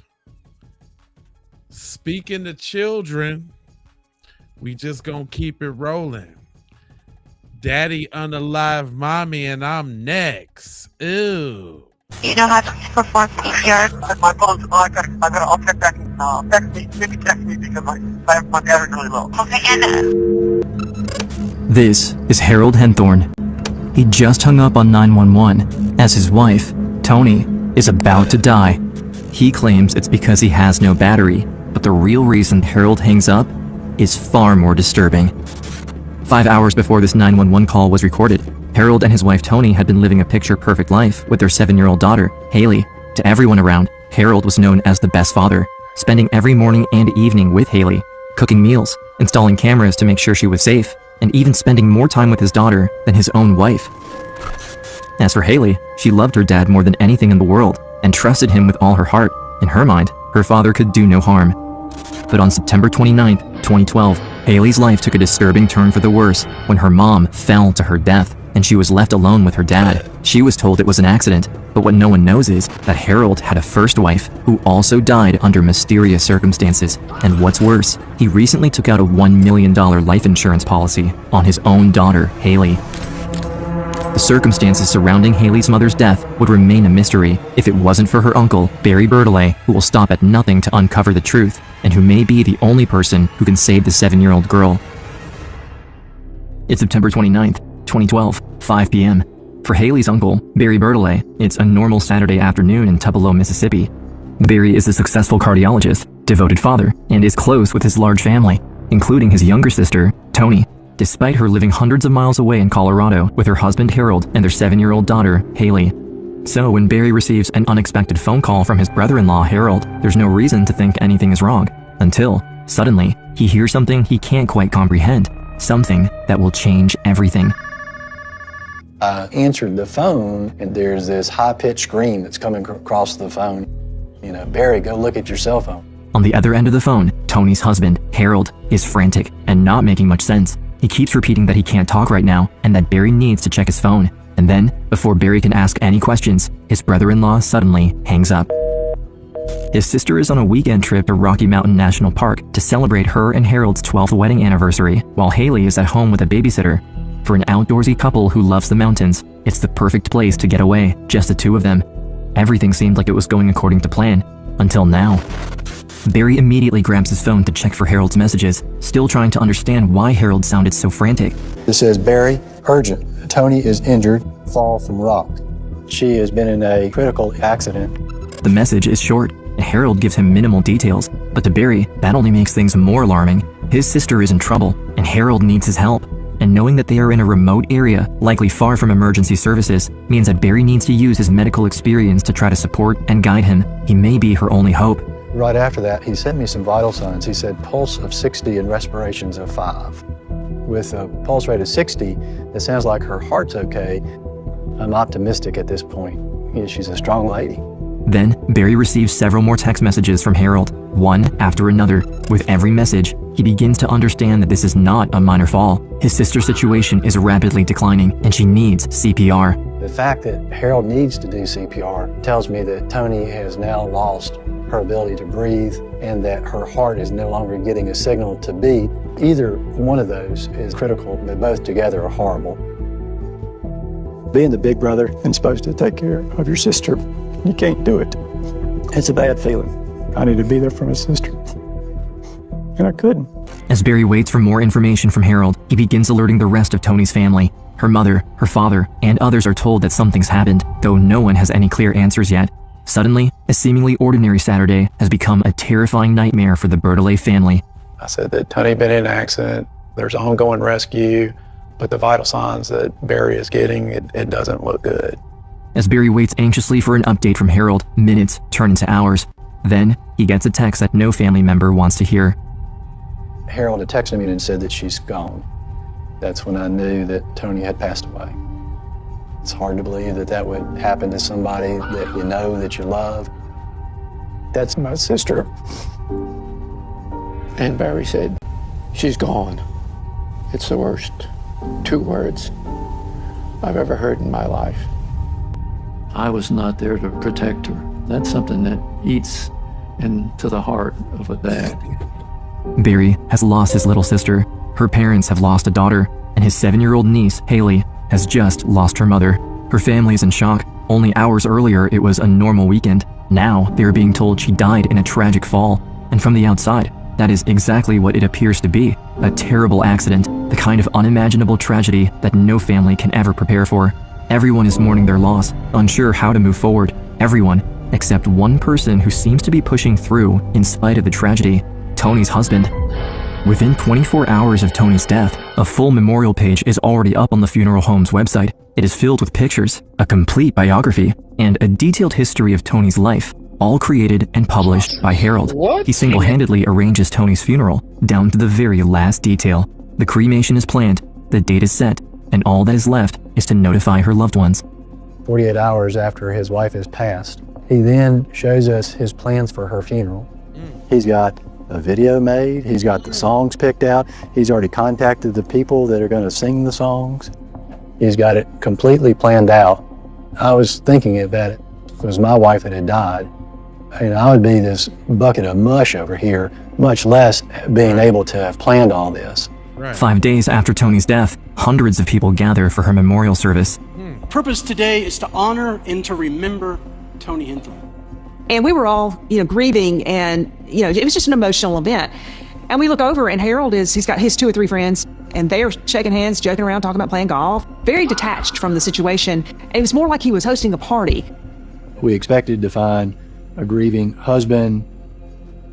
We found something quite the opposite.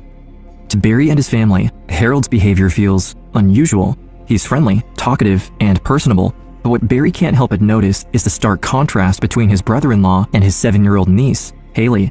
Haley appears the complete opposite. she's barely speaking, and she hasn't even shed a tear, almost as if she's afraid to show any emotion. We are thinking that there could be something darker that has gone on. We had no concrete evidence. It was that gut sensation that this isn't right. As a family, we all thought we need to start taking notes. In the following days, Barry keeps replaying the events of his sister's death in his mind, especially the panic texts he received from Harold on that evening. Though it was described as a tragic accident, a freak fall during a romantic anniversary trip, he can't shake the nagging feeling that something's not right. Barry quietly brings his doubts to other family members, trying to piece together what really happened during Tony and Harold's weekend in Rocky Mountain National Park. And the more they talk, the more the family realizes that Barry is not the only one who feels something is wrong. Barry starts pushing the cops for answers, demanding that police take a closer look at what happened on that mountain that night. With the family's suspicions in mind, Harold's 911 call from the night Tony died is re-examined. Did he do it in front of the kid? From a rock on the north summit of Deer Mountain, on the Deer Mountain Trail, when she's in really critical condition. On Saturday, September 29th, Tony and Harold were meant to be celebrating their 12th wedding anniversary. It was supposed to be a romantic weekend getaway, carefully planned by Harold, just the two of them in the mountains. But the trip took a devastating turn when, according to Harold, Tony slipped near the edge of a cliff on a hike and fell almost 140 feet. Is it like a sliding fall, or did she fall, directly? I didn't actually see you. Harold seems panicked and in distress, but he appears to be doing everything he can to save Tony's life, asking for help, even demanding that a helicopter be sent to rescue her. Here's the thing, I will pay any and all expenses for a helicopter. I don't care if it's private, I don't care if it's commercial, I'll pay any and all expenses right now. They can't, drop somebody out of the helicopter. They can from a 10-foot rope. No, sir, that has not been done in my experience. She needs to get out of here. She needs to get to the hospital. Harold waited in the dark until a park ranger finally reached them. Around 8 p.m., Tony was taken off the mountain and rushed to the hospital, but by then, it was already too late. After reviewing the 911 call, it seems this was just a tragic accident, and Harold did everything he could, and that his strange behavior in the days after Tony's death was just Harold's way of dealing with his grief. The Bertolets choose to support Harold and Haley as best they can, trying to move forward as a family. Harold is now the single father to a little girl who is also grieving the loss of her mother. Tony's family does everything they can to stay close to Haley, and they visit as often as possible, remaining a steady presence in her life. But as the months go by, a troubling pattern emerges. Harold stops returning phone calls as often, and visits become harder to arrange. They get to see Haley less and less. On the surface, he does seem loving, protective, and devoted, the kind of father who is always there for his daughter. But what they don't know is that behind closed doors, the reality is far more disturbing. Harold keeps an extremely close eye on Haley. His daughter needs to ask permission for everything. He sets extremely strict limits on her behavior, constantly watching her. She can't do anything unsupervised. He even controls when she can drink water. Worse yet, to ensure she follows the rules at all times, he has set up a baby monitor in her room, even though she's already 7 years old. His relationship with Haley was almost to a point of obsession. We were on bated breath. What's he going to do with her? Is there something else going From on? Harold's perspective, his ex-wife's family has been on his side, but what he doesn't know is that the family has been working with the police this whole time, slowly gathering as much incriminating information about him as they can in an attempt to save Haley and explain what really happened to Tony.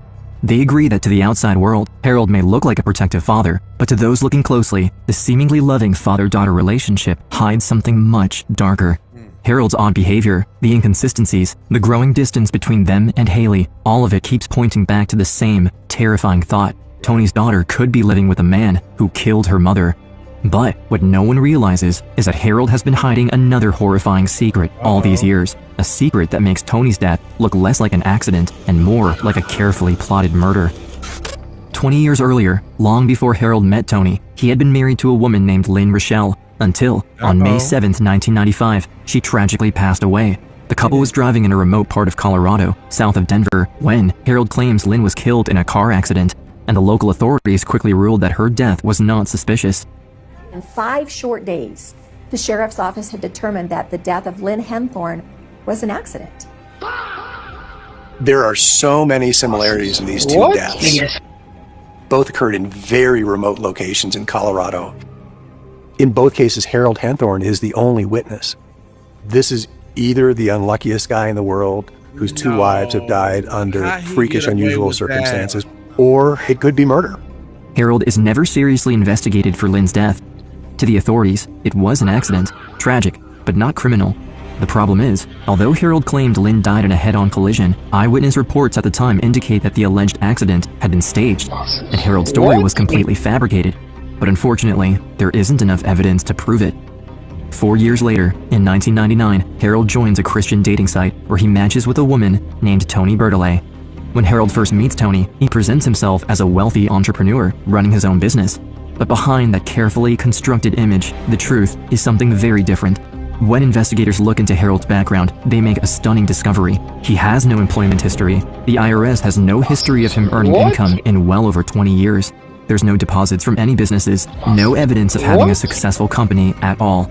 The life he has shown the world is a facade, and the money he did have came from a $650,000 life insurance payout he received after Lynn's death. And now, nearly 17 years later, it's happened again. After Toni's death, Harold stands to receive another life insurance payout of more than $4.5 million. And if that wasn't alarming enough, Harold has also taken out a life insurance policy on Haley, his own daughter. If something were to happen to her, he could receive another $1 million. The family's worst nightmare is coming true. Not only did Harold seemingly have a hand in Toni's death, but 7-year-old Haley could be his next victim. We all felt like we were dealing with a ticking time bomb. Really, he's a danger. This man has killed, supposedly, 2 wives, and the last thing we wanted was him going home to his child. Everybody's primary concern was Haley. They need to get Haley away from Harold as fast as possible. But even with everything they have uncovered, there is still one major problem. No DNA, no eyewitnesses, no single piece of evidence that can prove that Harold killed Lynn, or Toni, or even that he has plans to hurt Haley. The entire case is still built on convenient coincidences, strange details, and suspicious patterns. Investigators have a possible motive, but they need something that ties everything together. Time is of the essence. Haley is still being kept completely isolated from her mother's family, who are all desperate to protect her. He controls everything, her schedule, her home, and the people she is allowed to see. If they want to get Haley away from him and finally hold him responsible, they need more.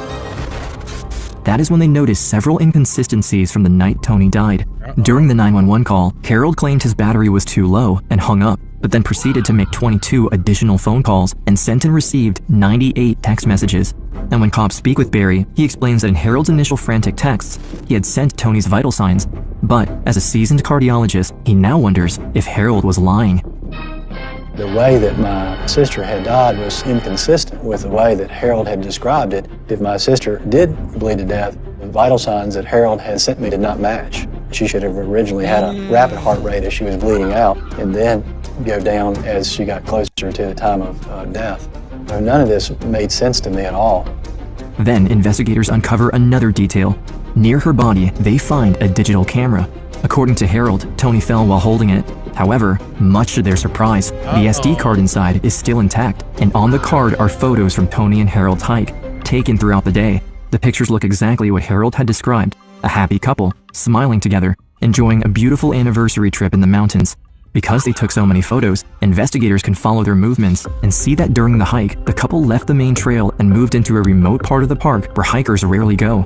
Then they find one photo in particular that catches their eye. In it, Harold is standing near the edge of a cliff, holding onto a tree. As they study the location more closely, they realize something chilling. The spot directly behind Harold is the same place where, moments later, Toni would fall or be pushed to her death. The cliff actually is raised, that is to say that you can't walk over it. You have to step over several feet to fall down the cliff. Our conclusion in looking at it was that Toni had to have been pushed because she couldn't have fallen. The final nail in the coffin, though, is something entirely unexpected. Inside Harold's car, investigators discover a map of the park and the couple's hiking route. On that map, Harold has marked an X on the exact spot where his wife fell. It is suddenly clear to investigators, Harold Henthorn is not a grieving husband, he is a cold-blooded killer, and Haley is in grave danger. The FBI are called in and begin tracking Harold's movements, trying to understand his routine. They have enough evidence to arrest him, but Haley's safety is the #1 priority. We had our surveillance team watching him for a couple days because we did not want to arrest Harold with his young daughter there and create some sort of hostage situation. And then, on the morning of November 6th, 2014, Harold drops Haley off at school, just like any other day, then starts driving back home. But he never makes it there. With Haley safely out of his reach, law enforcement moves in. FBI all gathered around him, putting handcuffs on him. Harold kept saying, "I'm Harold Henthorn." The FBI agent said, "We realize that. That's why we're putting the handcuffs on him." A little over 2 years after Tony Henthorne died, federal authorities finally arrest Harold and charge him with the first-degree murder of his wife. At just 9 years old, Haley is about to find out her father has killed her mother. Her world will never be the same again. The day that he got arrested, I got called down to the principal's office. At that point, my principal told me that my father had been arrested. I just remember feeling just so cold and detached because I didn't know what was going on and I didn't know what was happening to me. And at this point, I thought there must have been some mistake because he would never do that. At this moment, Haley has not only lost her mother, but she has also lost her dad. As she comes to terms with her new reality and her father's case moves through the courts, she is temporarily placed in the care of family friends. Then, in September 2015, 3 years after Tony's murder, Harold's trial begins. Well, this is a case that's gained national attention. A husband accused of pushing his wife to her death to collect on her insurance policies. The family of Harold's first wife, Lynn, joins the Bertollet family at the trial. Although they do not have enough evidence to charge Harold for Lynn's death, her family knows that their testimony will strengthen the prosecution's case against Harold, and despite the insurmountable odds, the jury believes them. The Rochelles and the Bertolets have won their fight against Harold Henthorne, and he is convicted of first-degree murder. On September 21st, 2015, he is sentenced to life in prison without parole. All of this is to get justice for Tony, justice for Haley, and it's a really, really satisfying moment. An emotional exchange between Tony Henthorne's mom and a juror. She just said, as one mom to another, I feel your pain. Now with the trial behind them and Harold behind bars, there's just one more thing to do. On December 23rd, just 2 days before Christmas, Barry Bertollet and his wife Paula get the best gift they could ever ask for. Haley's adoption has been officially approved by the court, bringing an end to years of uncertainty and giving her a permanent home with the family who fought so hard to protect her. On Christmas Eve, we got Haley. That's like the best Christmas present ever. I think as me as the big brother, I couldn't be there to guard my sister. But I'm there to guard her daughter now.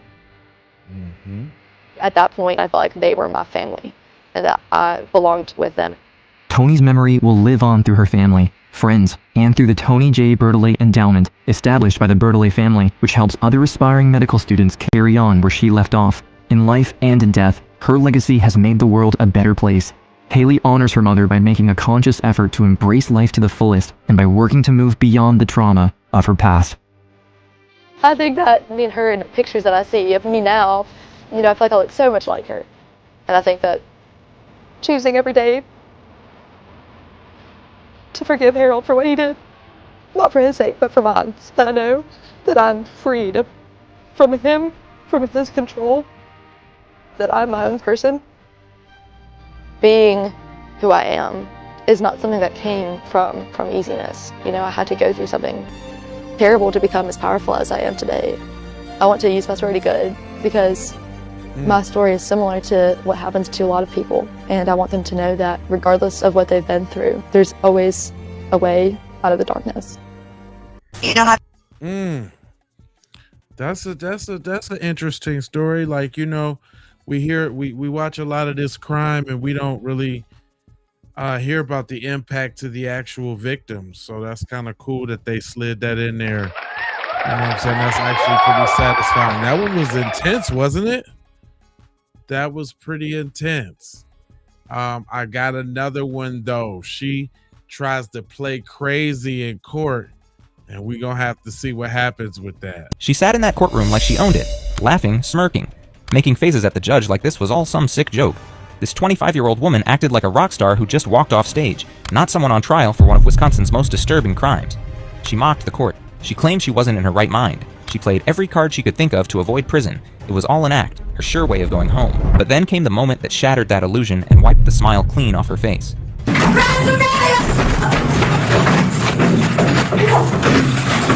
This is the chilling case of Taylor Schabusiness, a woman who thought she could pretend to be insane to cover up a brutal murder followed by gruesome mutilation.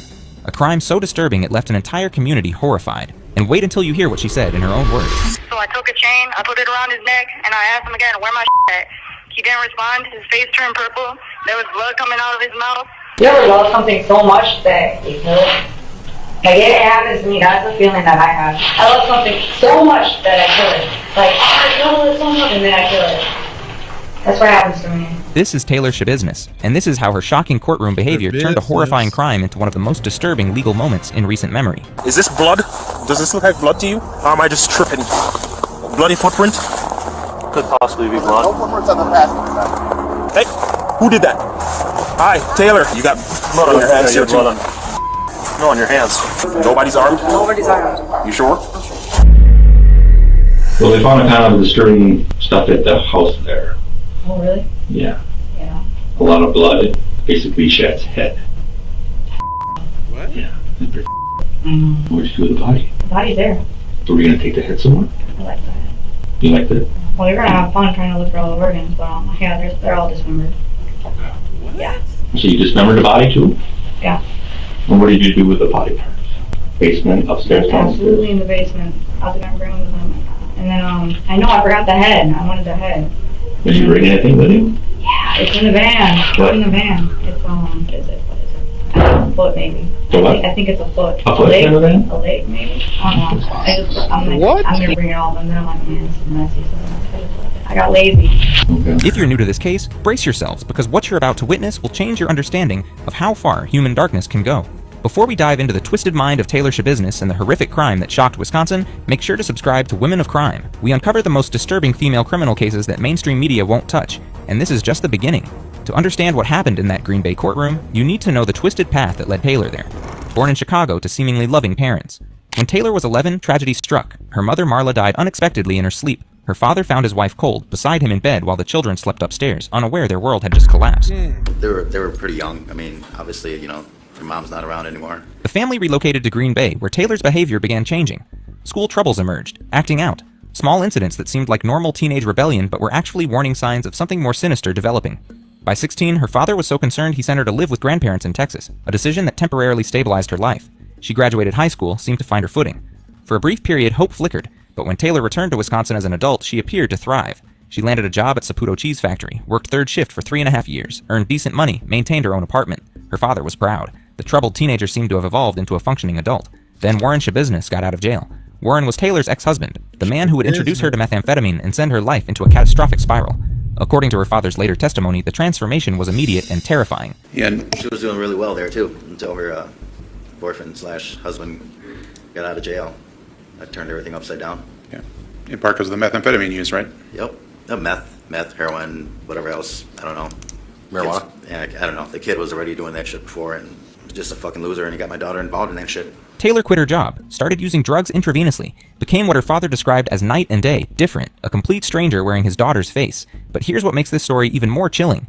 Taylor's problems ran deeper than addiction. Court records revealed she'd been diagnosed with bipolar disorder and psychosis at 14, multiple hospitalizations, a pattern of refusing medication and treatment that would become crucial to understanding what happened next. By February 2022, Taylor was living a chaotic existence. An ankle bracelet monitored her movements from previous charges. She stayed with Scott Tomes in an East Side apartment, floating between friends and temporary arrangements. This unstable lifestyle was about to collide with a figure from her past in the most horrific way possible. Shad Therian was 24, someone Taylor had known since middle school.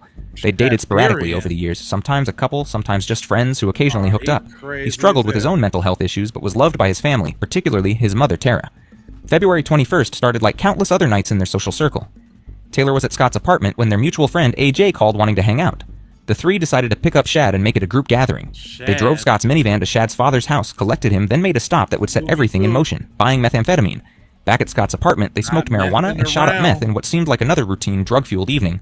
Around midnight, something shifted. Taylor and Shad decided to leave together, heading to his mother's house on Stony Brook Lane.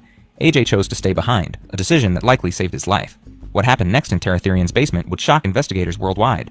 The house was quiet when they arrived. Tara slept upstairs with her boyfriend, unaware her son had just entered with his killer. The basement door was unlocked, a detail that would become significant given what Taylor did next. We launched onto the bed. We went from the stairs to the bed, and then, yeah. But before you chain around his neck, were you in Chad like kissing or any foreplay or anything? No, we were chilling at home. You just chilling. So all of a sudden, the chain went around his neck. Yeah. But this wasn't rough sex gone wrong. Taylor's own confession reveals something far more calculated and sinister. He likes it. Right. So, I was gonna walk him like a dog. And he wanted that? I have no idea, but I was gonna do it anyway. Okay. And you're claiming it was his idea? With the chain? It No, it was like him. It was all him. Taylor wrapped a metal dog chain around Shad's neck and pulled tight. He began struggling, fighting for air, for life. So when did you realize that Shad was not alive anymore? You know, his face turned purple. He was coughing up blood and he was pissing. It still didn't stop. I don't know what was going on. I don't know what was blood. And then So the blood was coming out of his I kept on mouth? feeling his heartbeat. Hearing his heartbeat. That statement reveals everything. Taylor Schabusiness made a conscious, calculated decision to continue strangling Shad Therian even after she knew it would kill him. This wasn't passion or mental breakdown. It was cold-blooded murder. After Shad died, Taylor didn't call for help or attempt CPR. Instead, she spent the next 2 to 3 hours doing something that would horrify even seasoned investigators. She played with his corpse. What? You said play with Oni? Play with his... Yeah, like I put him up over the bed and then, and I had it. What did you do? I put it in his mouth, put it in his... Put it back.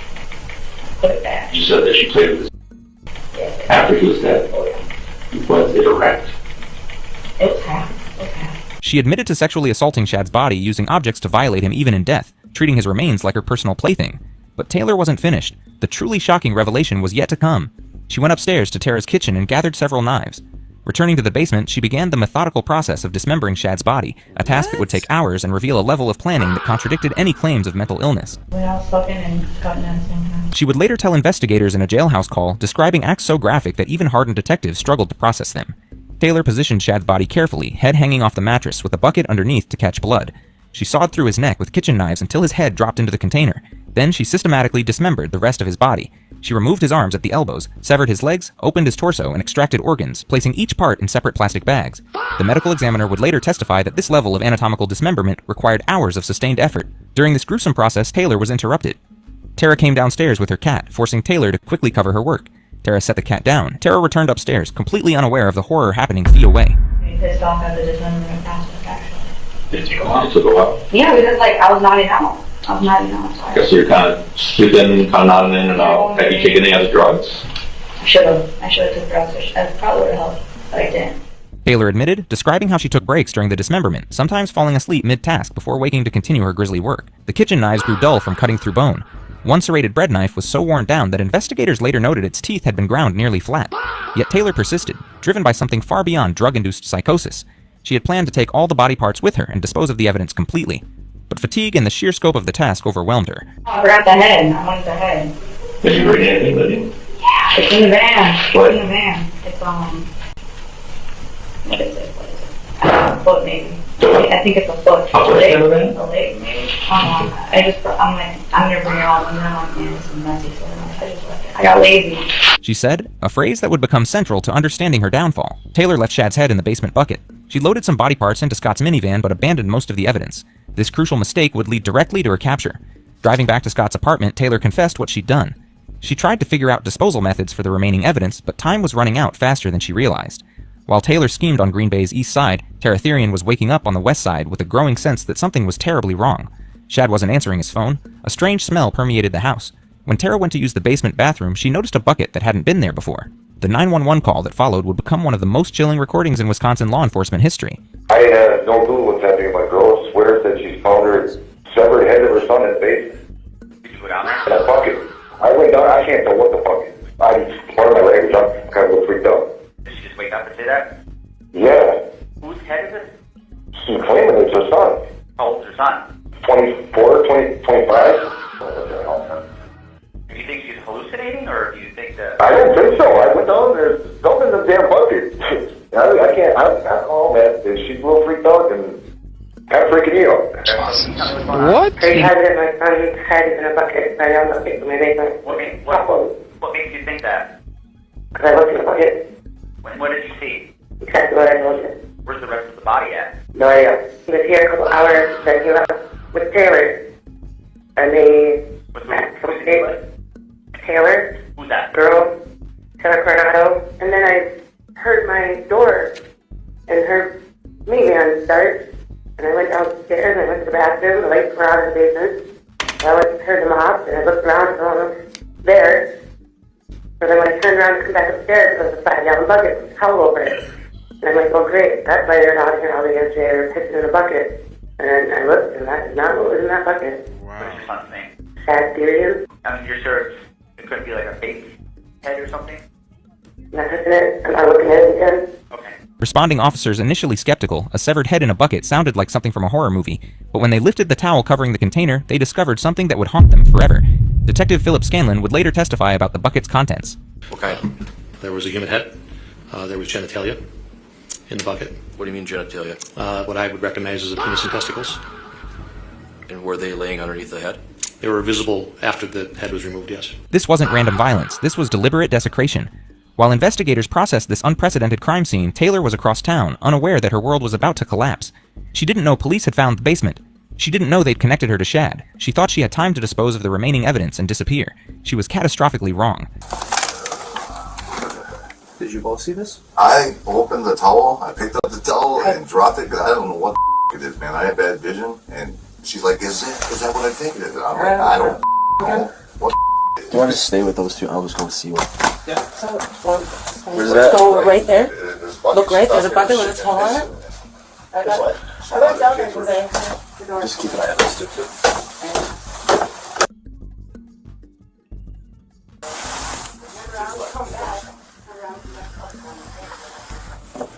Within hours, investigators had identified the connection between Shad and Taylor.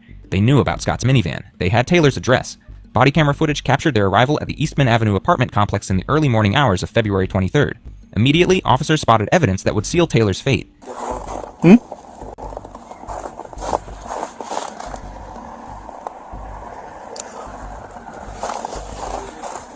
Nothing. Hey. Is this blood? Does this look like blood to you? Or am I just tripping? Bloody footprint? You see this right here? Could possibly be blood. No footprints on the passenger side.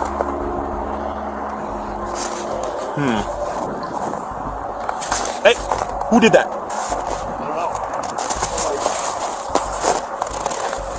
Hi, Taylor. How's it going? Officer Russell with the Green Bay Police Department. Just make sure you ain't got nothing on you here.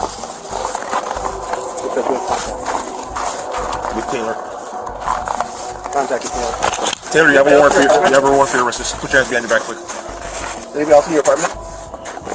You got blood on your hands here too. No, on your hands. Okay, yeah, we're gonna have to. What apartment here? What apartment are you in? Do you have it? Adam, 3 come up? He cut me, get up here. On the double. Which apartment? One, there's what they came back to.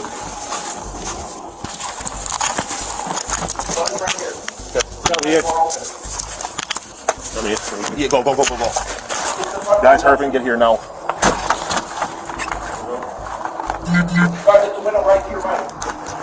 Watch this window right here. Gun.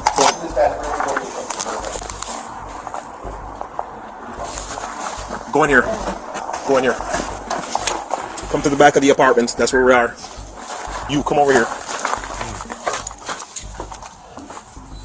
2 more will be fine. If 84 is here. Hands up! You have contact with the male. Hands up! Walk out towards me! Have a seat. All the traffic. Come out towards me! Get on the ground! Who else is in the apartment? Be straight up. Tomes. Who else? Just Tomes? Is he armed? Nobody's armed? Nobody's armed. You sure? I'm sure. What's going on here? Green Bay Police! If anybody's in here, announce yourself now! No, there's nobody in there. Go ahead. Negative, we got enough here. Blood stained her hands and clothing. She appeared oddly detached, almost serene given the circumstances, but her behavior in the police car would provide the first glimpse into a mind that was either completely unhinged or completely calculating. Body camera footage captured Taylor talking to herself, laughing, making bizarre comments as officers transported her to the station. They took him out! Woo! At one point, she randomly mentioned Kyle Rittenhouse, the teenager acquitted in a high-profile Wisconsin case months earlier. The reference suggested she was already thinking about legal strategies and potential defenses. This raised the critical question that would define her entire case. Was Taylor Schabusiness suffering from a genuine mental breakdown, or was she already orchestrating her defense? At the police station, Taylor was read her Miranda rights and agreed to speak with investigators. What followed was one of the most detailed, disturbing confessions in criminal history. Do you know Shad? And how do you know Shad? He's my ex. Your ex-boyfriend? Yeah. Well, they found a kind of disturbing stuff at the house there. Oh, really? Yeah. Yeah. A lot of blood. Basically Shad's head. Yeah. For hours, Taylor calmly recounted every horrific detail. She admitted to strangulation, necrophilia, and dismemberment with the same tone someone might use to describe grocery shopping. Well, you're gonna have fun trying to look for all the organs, but yeah, they're all dismembered. And what did you do with the body parts? They're in the house. Someone? They're like, Basement, upstairs, downstairs? absolutely in the basement. I was gonna bring them, got lazy. I was getting pissed off at the dismemberment process, actually. Did it take a while to go out? Yeah, because like, I was not in house. The most chilling moment came when investigators asked about her motivation. Just started. Jordan. How long did it take for him to die? Like, 3 to 5 minutes, maybe. But, I don't know. I have no idea. You realize that by continuing that you killed him? Like, yeah, because I felt bad because I'm like, damn, he's gonna be the reason after this. I'm like, I might as well just kill him. So you realize that by continuing that you may actually kill him then? I swear to God, he was telling me it's just like, so I'm like, oh, and I did it. If you use what we call props? All of them. And you also said that you enjoyed it, right? And I enjoyed it. Oh yeah. Alright. What you enjoyed about that? I'm just. Was it kind of thrilling, a rush, exciting? What was the feeling that you got? That's all it is. Like, this is the thing that I have, like, I've always had, you know, like, you ever love something so much that you kill it? Like, it happens to me, that's the feeling that I have. I love something so much that I kill it. Like, I love it so much, and then I kill it. That's what happens to me. So, That statement, "you ever love something so much that you kill it?" would become one of the most disturbing quotes in Wisconsin criminal history. But investigators needed more details. The medical examiner had questions only Taylor could answer about the precise dismemberment methods. At the house right now, there's, you know what a medical examiner is? They're the ones that kind of like take care of people that died and see how they died.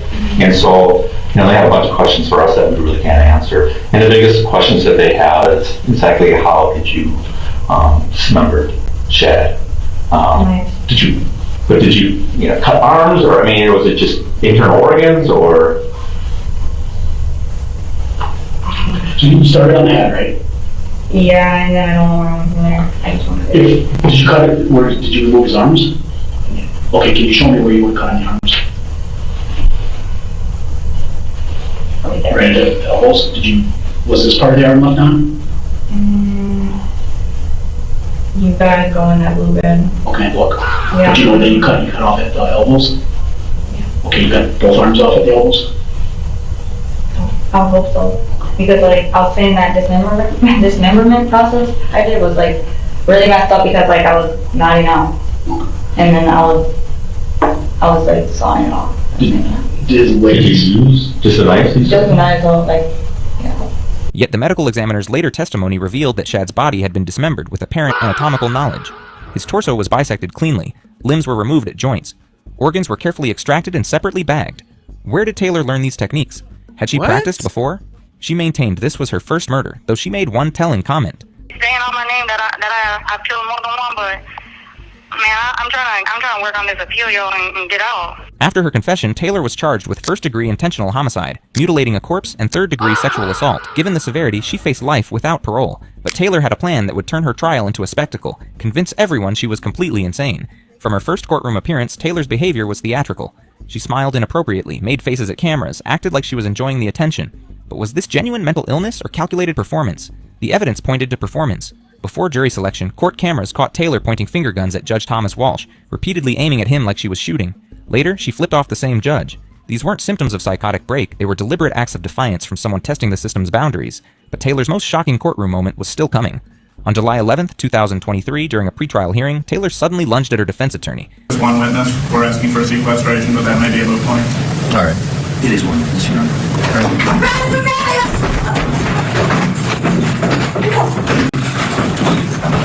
Court video shows her leaping across the table, attacking the man trying to help her. Deputies rushed to restrain her. The courtroom was cleared. Taylor was wrestled to the ground. This wasn't her first attorney attack. Several public defenders had quit her case due to violent behavior.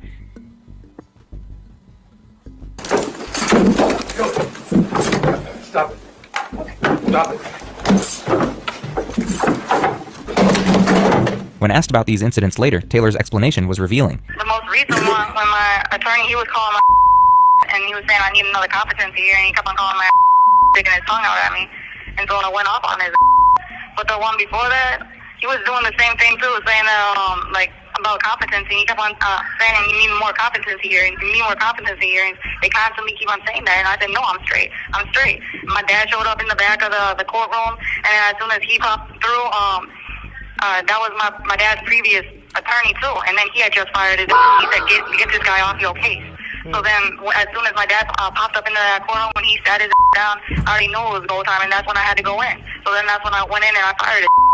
She blamed her attorneys, not herself. She insisted she was competent to stand trial while simultaneously claiming mental illness as a defense. This contradiction would prove crucial. You can't be both competent and insane. If you're fascinated by how female criminals manipulate mental health defenses and legal systems, subscribe to Women of Crime. We analyze the psychology and strategies behind the most complex cases. The trial began July 24th, 2023. The prosecution's case was straightforward: premeditated murder followed by deliberate corpse mutilation. The defense argued severe mental illness rendered Taylor legally insane. The prosecution presented devastating evidence: body camera footage of the arrest, Taylor's detailed confession, crime scene photos so graphic some jurors looked away. Man, Most this damaging the was Taylor's craziest own voice crime I echoing ever through the courtroom. You ever love something so much that you can't? Medical examiner Dr. Vincent Tranchita described Shad's injuries clinically: complete decapitation, multiple stab wounds, evidence of prolonged strangulation, dismemberment requiring hours of sustained effort. The prosecution also called A.J. Gannon, who testified that both Taylor and Shad seemed normal the night before the murder. No signs of mental illness or impending violence. And did you notice anything odd about Taylor as far as her mannerisms, her eyes, her speech, anything like that? No. Did you have any feelings that she was acting weird when you had contact with her? Bizarre? The defense countered with expert witnesses, painting Taylor as severely mentally ill. Dr. Deborah Collins, a forensic psychologist, testified about Taylor's bipolar disorder with psychotic features. It's really, really unusual. And I searched my own 32-year memory bank here, and it's exceptionally unusual. Dr. Collins described Taylor's facial expressions as smirky and weird grinning, not enjoyment, but psychosis symptoms. Very unusual. She's been described as smirky. Smirky. She has inappropriate, grinning, weird grinning. When she's talking about the crimes, people have interpreted it to be like laughing at what she did. At times, in the jail, with evaluators, with me, at times, briefly, it's very strange. Other times looking, I can mimic it. Very go play bingo. Scowly. A lot of people interpret it superficially to be grinning. Grinning at all, but getting a kick out of everything. Not me. Based on my experience and training, that's a psychotic person right there. That's what's causing this really weird, bizarre. And I'm telling you. The defense argued drug use had exacerbated underlying mental illness, creating conditions that led to murder. But the prosecution had powerful rebuttals. If Taylor was truly insane, how could she methodically cover up her crime? How could she dismember a body with such precision? How could she give coherent, detailed confessions? And there was her ongoing courtroom behavior. During breaks, cameras caught Taylor laughing at her attorney's comments. When graphic autopsy photos were discussed, she smiled. When the judge ruled against her, she made inappropriate faces. This wasn't psychotic behavior. This was someone treating the proceedings like entertainment. The most telling moment came during AJ's testimony. As he described the last time he saw Shad alive, Taylor was caught on camera appearing amused. A man was describing her victim's final hours, and Taylor Shabiznis was smiling. The prosecution highlighted this behavior to devastating effect. Additional defense experts testified about Taylor's mental health history, childhood trauma, her mother's death, hospitalization records. They argued that untreated mental illness combined with drugs created someone not responsible for her actions. Dr. Matthew Siepel from the Wisconsin Forensic Unit had evaluated Taylor and concluded she wasn't criminally responsible.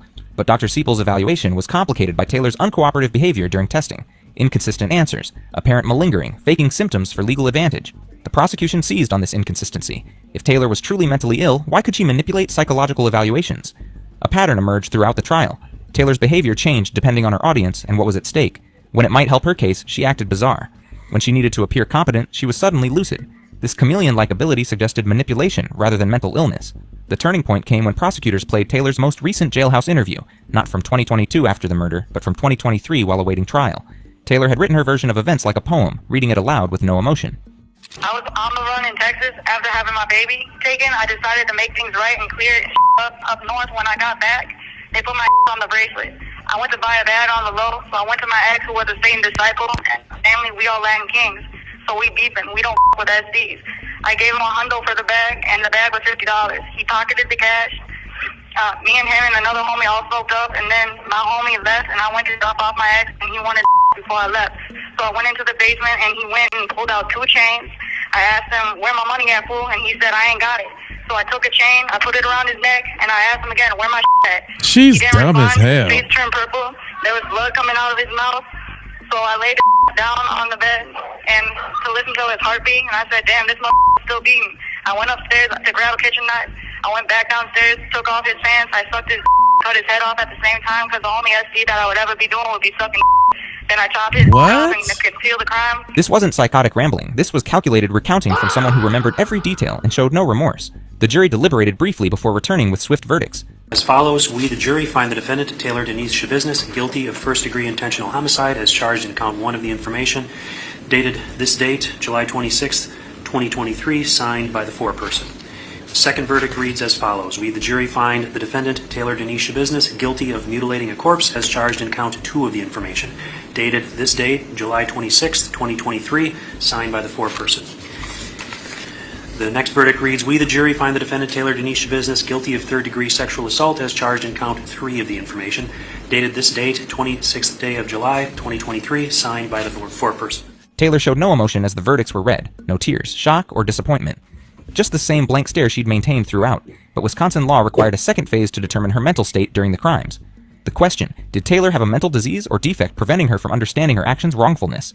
This phase lasted 1 day. The jury heard the same experts, reviewed identical evidence, considered the same arguments. Their answer was unanimous, no. Taylor Shabiznis was legally sane when she murdered Shad Therian. She knew her actions were wrong and did them anyway. For the first time since arrest, Taylor's facade cracked. As the sanity verdict was read, her smirk disappeared. Her confidence faltered. Life in prison without parole was finally becoming real. But even then, Taylor couldn't resist one final defiant act. As she was led from the courtroom, she turned to cameras and mouthed something observers couldn't decipher. Profanity, perhaps, or threats. Whatever it was vintage Taylor Shabiznis, always trying to control the narrative, always needing the last word. 3 months later, sentencing arrived. Judge Thomas Walsh had his opportunity to address the woman who had terrorized his courtroom and traumatized an entire community.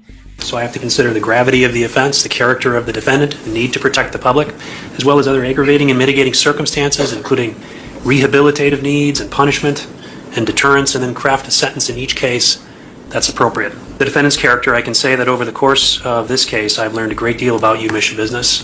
First of all, you were born in Chicago, lived there until you were about age 12 rather. You seem to have had a stable childhood. You were loved by your mother and your father and your brother. And unfortunately, your mother passed away when you were 12, your brother passed away in a vehicle accident, and your dad's incarcerated. He acknowledged her difficult childhood, mental health struggles, and trauma history, but he also addressed the brutal reality of her crime. The list of superlatives don't seem to measure up to what you see and what you hear about, and what we heard about in the trial. This crime offends human decency, it offends human dignity, and it offends the human community. It really does. The inevitable sentence? Life in prison, without possibility of parole. Taylor remained emotionless as her fate was sealed. The woman who had laughed and smirked throughout trial sat in stony silence as the judge condemned her to die behind bars. But Taylor's story didn't end with sentencing. In recent jailhouse interviews, she remained defiant, maintaining her insanity despite jury findings. Definitely insane. You know, I should have went back to Chicago. I should have went down south, but I didn't do that. I stayed up north. I stayed around in Green Bay. I went back to where my bracelet was at and to continue going to work and then continue on from there. But instead, I just smoked up with my roommate, and that was that. She seemed more upset about getting caught than taking someone's life. When asked about her future, Taylor hinted at appeals and new legal strategies. I'm voluntarily dismiss the no merit and extend the time to file a post-conviction motion. Taylor faces another trial in October 2024, this time for allegedly assaulting a prison staff member. Even behind bars, she can't resist violence. The case also revealed Taylor's fascination with Jeffrey Dahmer, Wisconsin's most notorious serial killer. Her search history showed multiple Dahmer-related queries around the murder timeframe. A photo emerged of Taylor posing next to a Dahmer image on her phone. When asked about this connection, Taylor explained. I had my niece with me, and she was watching a whole lot of series on Dahmer. And then everybody thought I was dating Dahmer, so people were laughing at my saying I was dating Dahmer. I took a picture with his and then I was trying to put it on a blow-up doll, a customized blow-up doll, the States and then send it off to one of my friends. But Taylor insisted she wasn't a female Jeffrey Dahmer, claiming she'd only killed one person. Nah. I mean, no, there's mother out there that, you know, you really want to you beef with hard. I mean, yeah, you want to murder mother, but, you know, I mean, that's what other mother they be saying on my name, that I've killed more than one, but, man, I'm trying to work on this appeal, yo, and get out. Perhaps the most disturbing aspect of Taylor's case isn't what she did to Shad Therian, horrific as that was.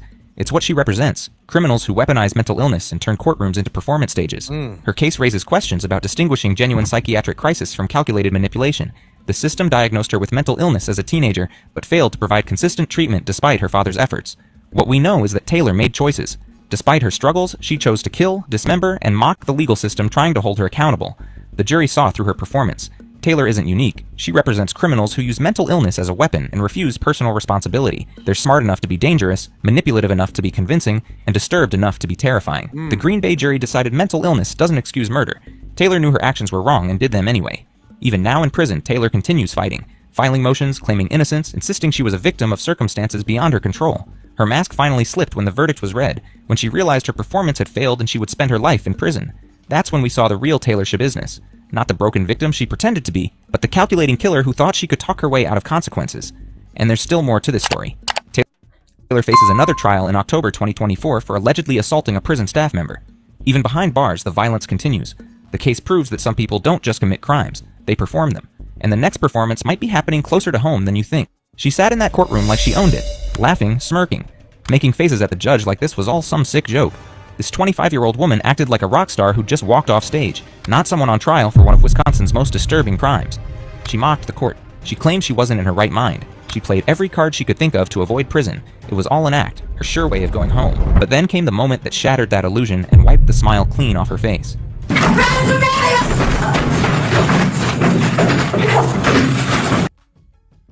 Man, that was deep right there, man. Woo-wee. Man, how y'all feeling about that one? That was pretty deep. That was a very good one, man. I'm telling you, I'll be trying to scour for the best crimes for y'all. Shout out to all my mods and all my members. Shout out to Willie Lynch. Shout out to Willie Lynch for hitting the cash up. I didn't even see that, but I definitely appreciate it. Shout out to everybody that dropped some jewels on tonight's program. Now, I did have a super chat goal up there, you know what I'm saying, for an extra hour. I do got another sizzling hot one. I know it's late, you know what I'm saying? So if y'all want an extra hour, you know, ain't nothing wrong with sprinkling me with a couple jewels, couple, you know, super chats, little cash app or something. We can, you know what I'm saying? I'm working here.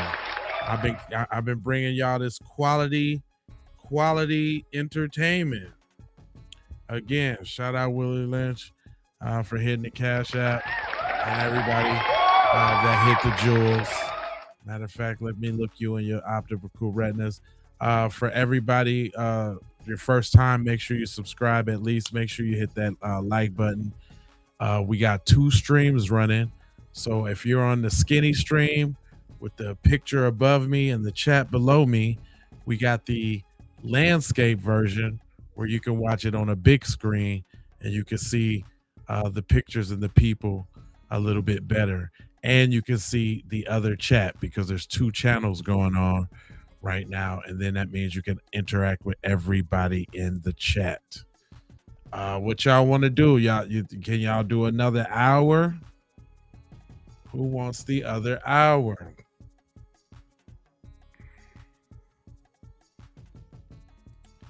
I just got a smooth little, nice little pick me up. Again, thank you, Willie Lynch. I appreciate that.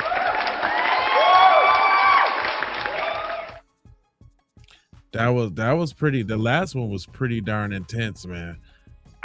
It's even hard to rank them for the night. That one would, I think that's the most demon devilistic, but then like, is that more sinister than playing a kid online and searching for kids? Is that more sinister than playing a stalker just to get your wife? I mean, we had some really heavy cases tonight.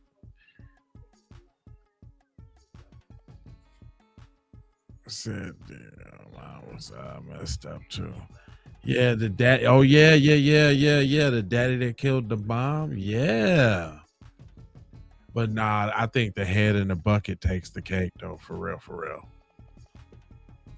What y'all doing up so late, man? Where y'all tapping in from? Can we get a roll call real quick? Come on. Can I get a roll call from the crime music real quick? Where y'all tapping in from? Tell me what city and state y'all tapping in on the crime side of the game.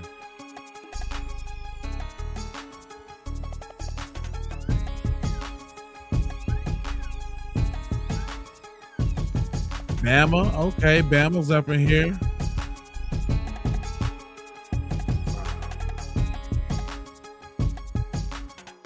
By the way, for my late night crime lovers, I did take the advice of what the people say, and I made us a shirt, y'all. Boston up in here. We got Michigan up in here. We got Chicago up in here. 6 a.m. in New York. We got Boston. We got California. We got Norfolk, Virginia. We got San Francisco, Cali. Okay, we deep. Amsterdam, 12 a.m. in the future. Oh no, you behind us. So, or maybe you live in the future next day. Who else we got up here? Oh, we got Australia, Sydney. Shout out to Sydney up in here on the late night crime side of the game. We got Nashville, Brooklyn. Okay. All right. We deep. North Carolina. East Coast out over here. The Yay area. You know what I'm talking about? On the crime side of the game, we deep. Indiana. Again, shout out to Indiana. Always showing love, supporting the program. We got Nebraska up in here. We got Detroit up in here. What up, though?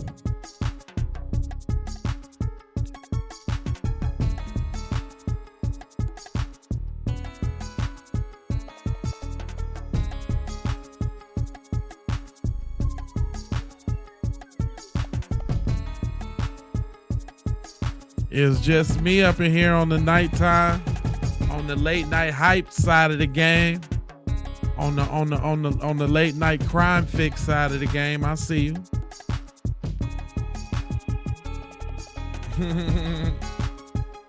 Hey, the real bucket. Okay, I see you. Thanks for the jewels.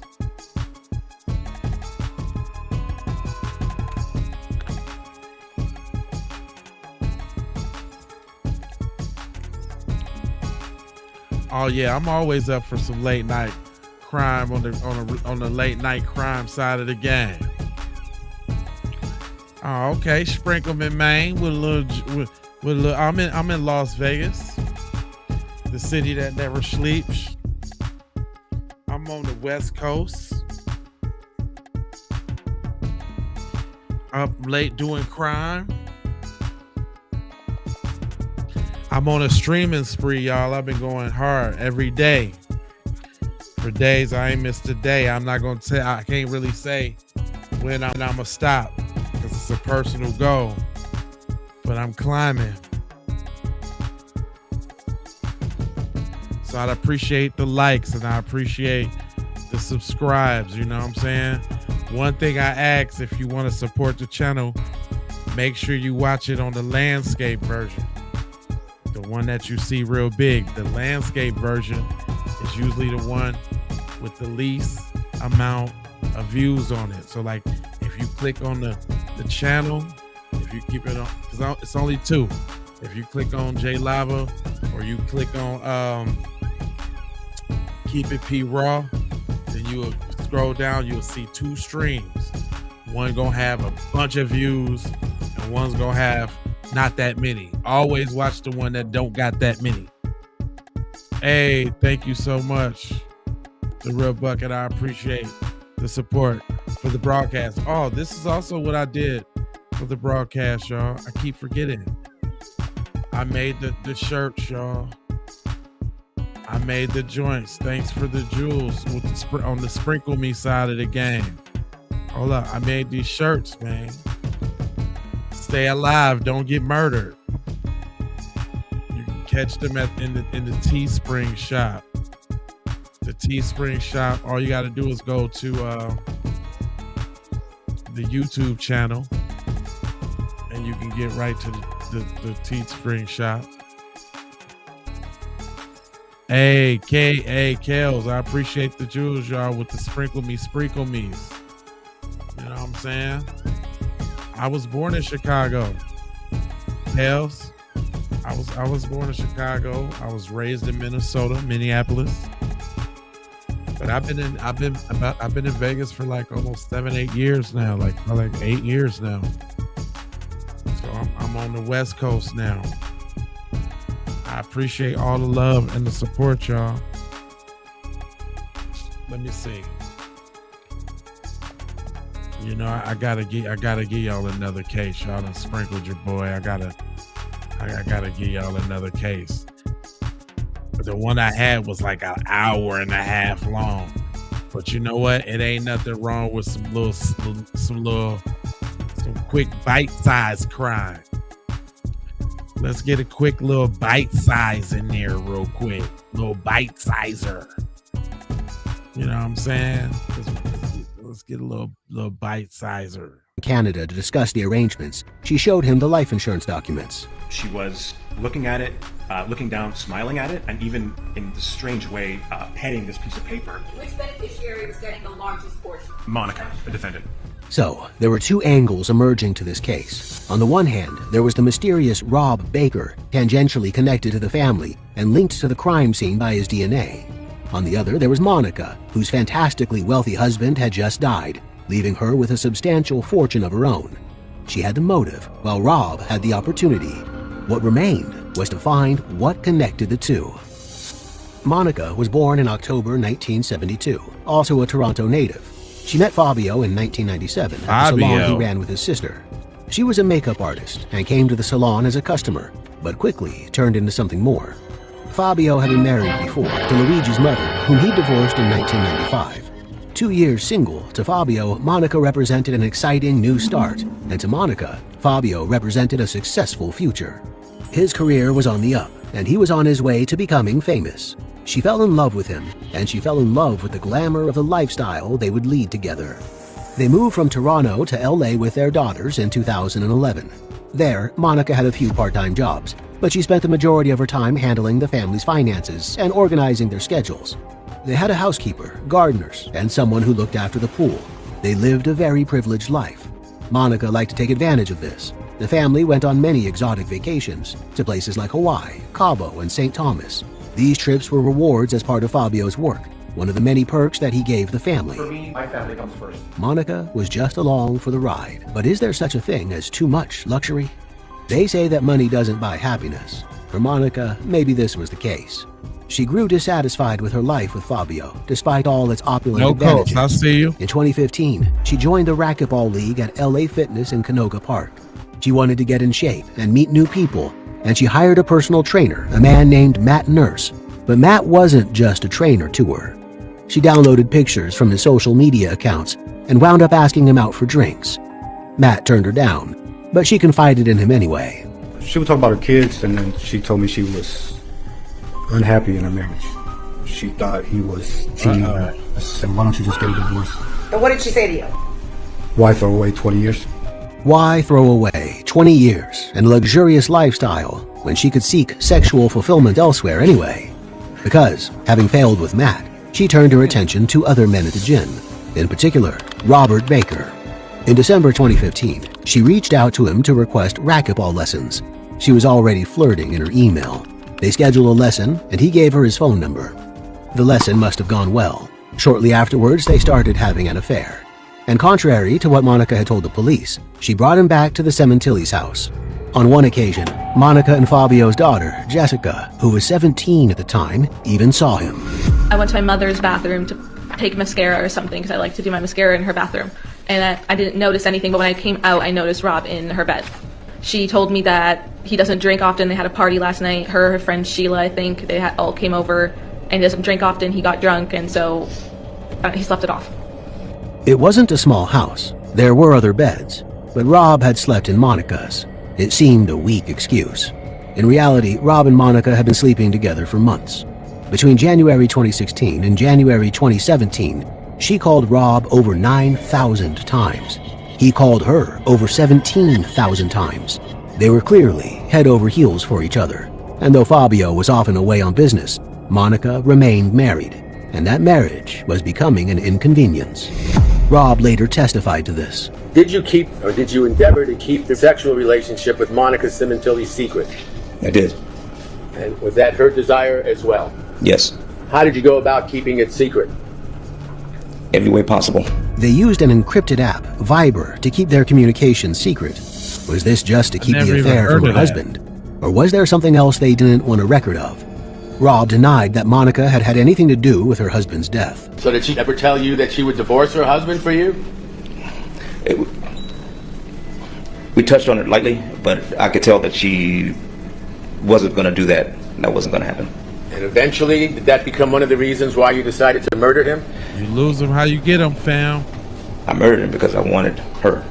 Dang. This was a story of infidelity and lovers' jealousy, right out of one of the movies filmed just around the corner in Hollywood. Monica fell into an affair with a dangerous man, and her husband paid the price. So Rob's claims went. There was another person involved in this killing regardless. A gun was out of the question because it's too loud. Figured the best way to use was a knife. His name was Christopher Austin. He and Rob had grown up together in North Carolina and had remained trusted friends, even across geographical distance, when Rob wound up in LA and Chris in Alaska. When Rob needed an accomplice to carry out a murder, Chris was top of his list. He paid for Chris's plane ticket down from Alaska, and the plan was born. Signing off. On January 20th, he picked Chris up from the airport. Chris stayed with him in his house, and that night, Rob gave him a knife. It was a matter of finding the right opportunity. Never trust a nigga from Alaska. Rob claimed that he didn't ask Monica where Fabio would be, or when he would be alone at the house, or what the best way to get into this highly secure and gated community was. Instead, he just read between the lines of her texts. Well, if she texts how you doing, babe, or something like that, usually when that happens, either he's getting ready to go somewhere or he's gone already. Because she's never going to text me or call me usually if he's around or he's in the house. It's never going to happen. Monica told Rob that Fabio was going out to get food. So Rob dropped Chris off at this location, expecting him to kill Fabio on an isolated stretch of road. Rob realized he couldn't outsource this killing. He'd have to do it himself and involve Chris as a lookout so he wouldn't snitch. The opportunity presented itself again on January 23rd. Rob met Monica to play racquetball that day, an activity she hadn't mentioned to the police in her interview later that night, and claims he asked casually about Fabio's movements that day. Since he was staying home, he's been home. And so Rob learned that Fabio would be alone in the house, alone and vulnerable. All because Fabio was giving your girl the fiberglass, fam? Fabio was giving your girl the Febreze? And now you had to meet up with your guy. Chris had to come slide with you because Fabio was sliding your girl to Ferjoli to attack. He and Chris parked their car a mile or so away from the house. They wore hoodies to hide their faces from the cameras, and they jogged up to the house, both armed with knives. Chris stood watch outside, while Rob crept inside looking for Fabio. He found him. Hey, get you some black friends like Chris. Yeah. Get you some black friends that's willing to slide because you butthurt about your girl slapping Fabio's turkey. Bopping his bologna, smacking his salami, Y'all finna go slide on Fabio. He weak as hell for that, though. Fabio's just being a player doing his thing, trying to get a little booty. Dang, you gotta knife Fabio up. From Alaska too. They got riders in Alaska. Hey, don't run up on no nigga from Alaska, cuz you will get done up. It's all bad news for Fabio, boy. Damn. On the back patio by the pool. It's just catching him off guard. That was all it was. When I approached him, he either heard me or he saw me. He turned around real fast. He yelled, and he grabbed me by my shirt, by my hoodie, by my chest. I tried to cut him the first time. I kind of lost track of everything then. You ain't lose track of nothing, boy. You was envisioning your girl getting that ham sandwich. That's what you was. Fabio was fiddling your feline. That's what he was doing.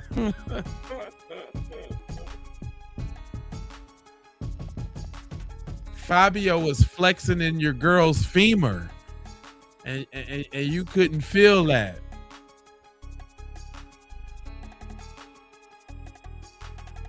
Fabio was testing your girl's limits.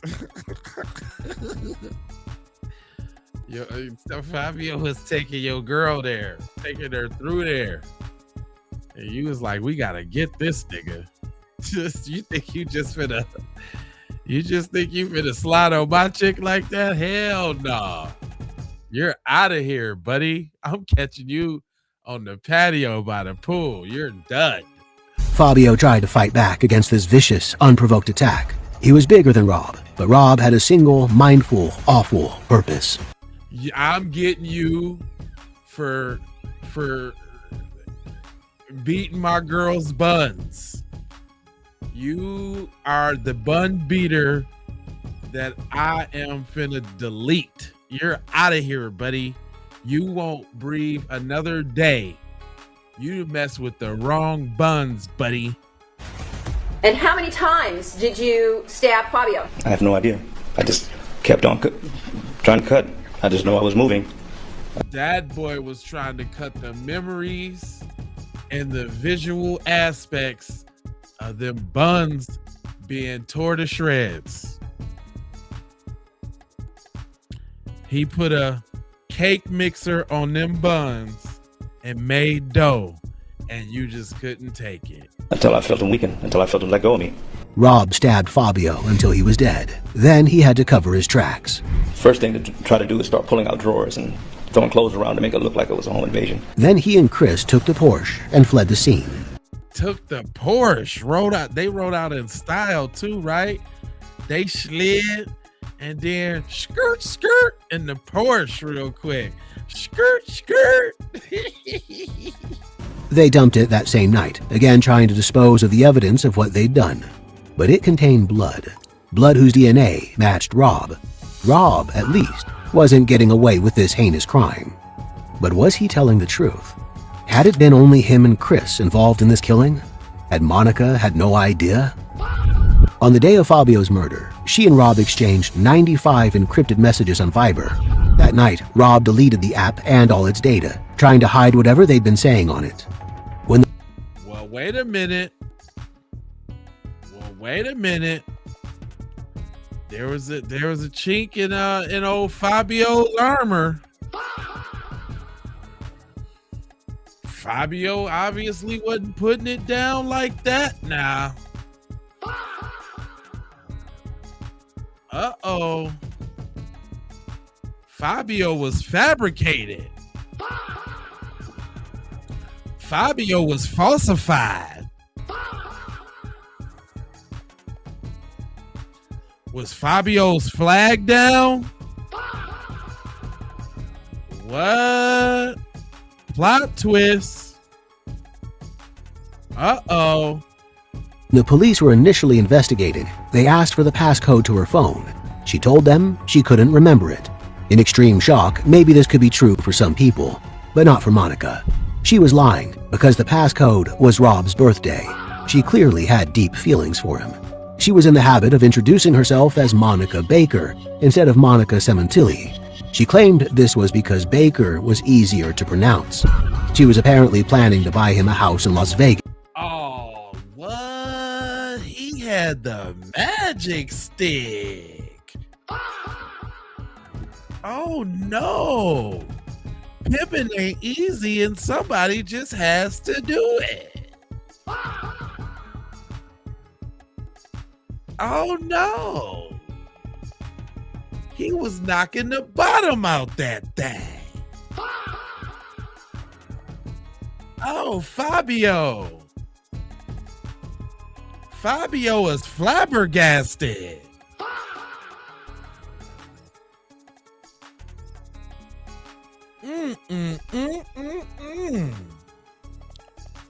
Not my boy coming through with the love stick. Oh no. He came through with the love stick. What? Oh, it gets deeper. Literally. Using the proceeds from Fabio's life insurance to do it. In the months following Fabio's murder, the police put both Monica and Rob under surveillance. On February 21st, the police followed them to a bar. They were seen kissing right outside. This was just a month after her husband's murder, and she wasn't exactly the image of the grieving widow. Not corn on the cob, Rob. Gave her the shellacky palaki. Had her tooted up for the insurance money. Damn, Rob was doing his job. Pimp hands strong. Sorry, Fabio, I hyped you up too quick there, buddy. Fabio needed some honey packs. Damn, Fabio. Ooh. The plot, and she was no spring chicken, I hear. She must had verbal motor skills. Mental psychologist.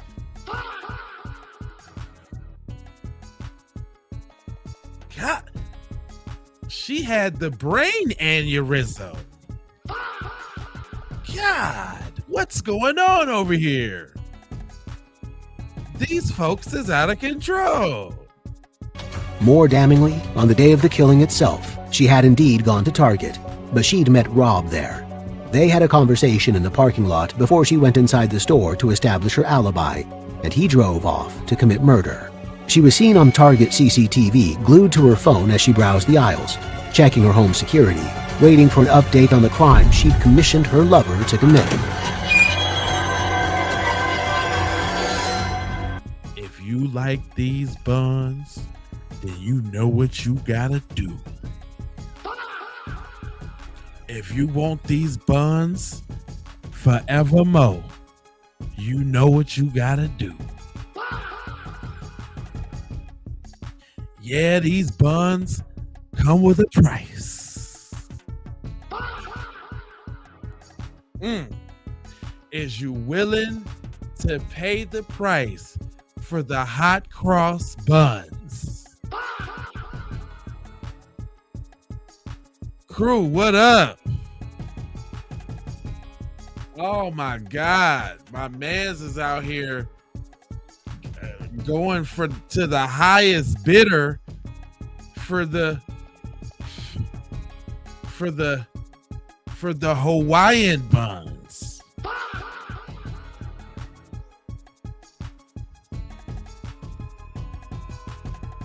For the Frascata buns.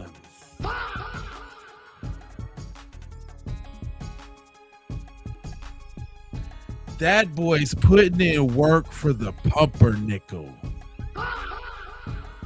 God damn. There's more. In August, Monica and Rob were both arrested. They were arrested together deliberately. The police wanted to hear what they'd say to each other and if they'd reveal anything further about the crime. In lockup, they were like Bonnie and Clyde. They were also scrambling. He said, I think we should get married even after the lockup. She really had a hold on my mans.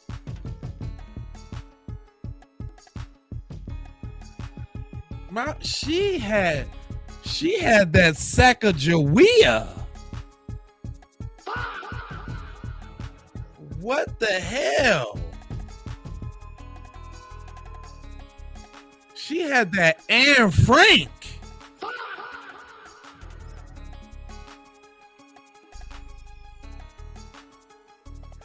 She had that Ricky Tikki Timbo. My man said, I'm finna get him a race, baby. It's just me and you and those buns. What? Wow. They both working with something because they had over hit nails for each other. This is a love affair. Looks like another love TKO.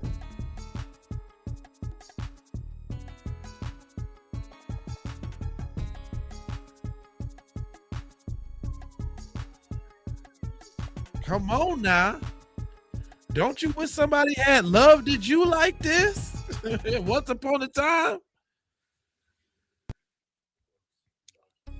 Dang, how I feel to have that kind of love.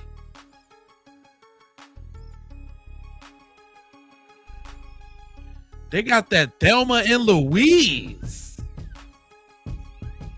What's going on here? Do you really want somebody to put it on you like that?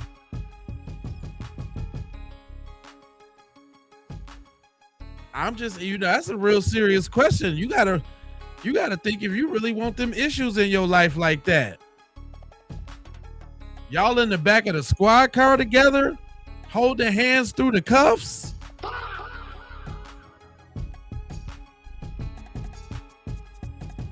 Damn.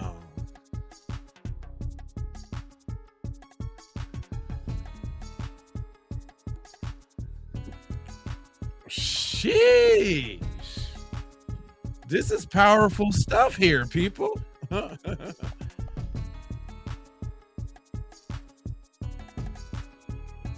Like, where do you draw such feelings from? I'm just saying. And you struggling to get a call back. People, your line dry as hell. And you got folks, man, you got folks willing to call a homeboy from Alaska to get you out of here, messing with my chick. The hell? I do that. I'll do that to you over mines. What?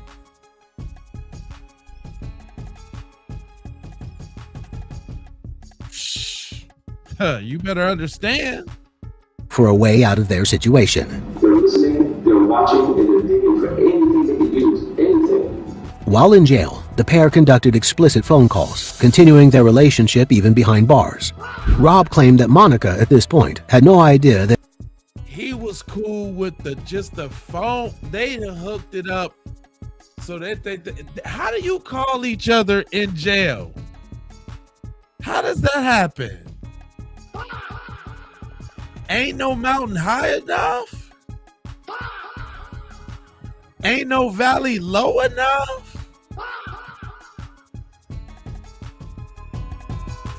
What? How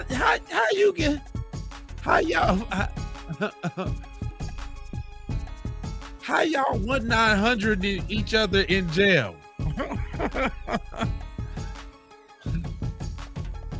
What in the T-Mobile conjugal visit is that?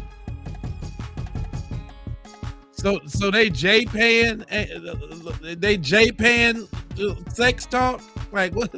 How you do that? They FaceTiming on the J-Pay tablet? What they doing?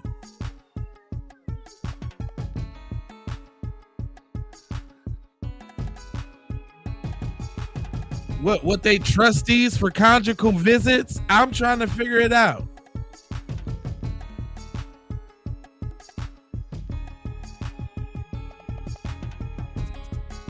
Boy, the things that some people was able to do, you wouldn't believe if somebody told you this in your wildest dreams. But yet and still, here we go. We're hearing a story about these two crazy people that done, and they get the privilege of doing the nasty in jail. You ever heard of that? I was finna let it play, but I'm slowing down. Sometimes I've been learning to take in what's being said on some of these things. You ever heard of that? You ever heard somebody say to you, yeah, I was, my girl down, shit, we be talking all the time. What? How y'all do that?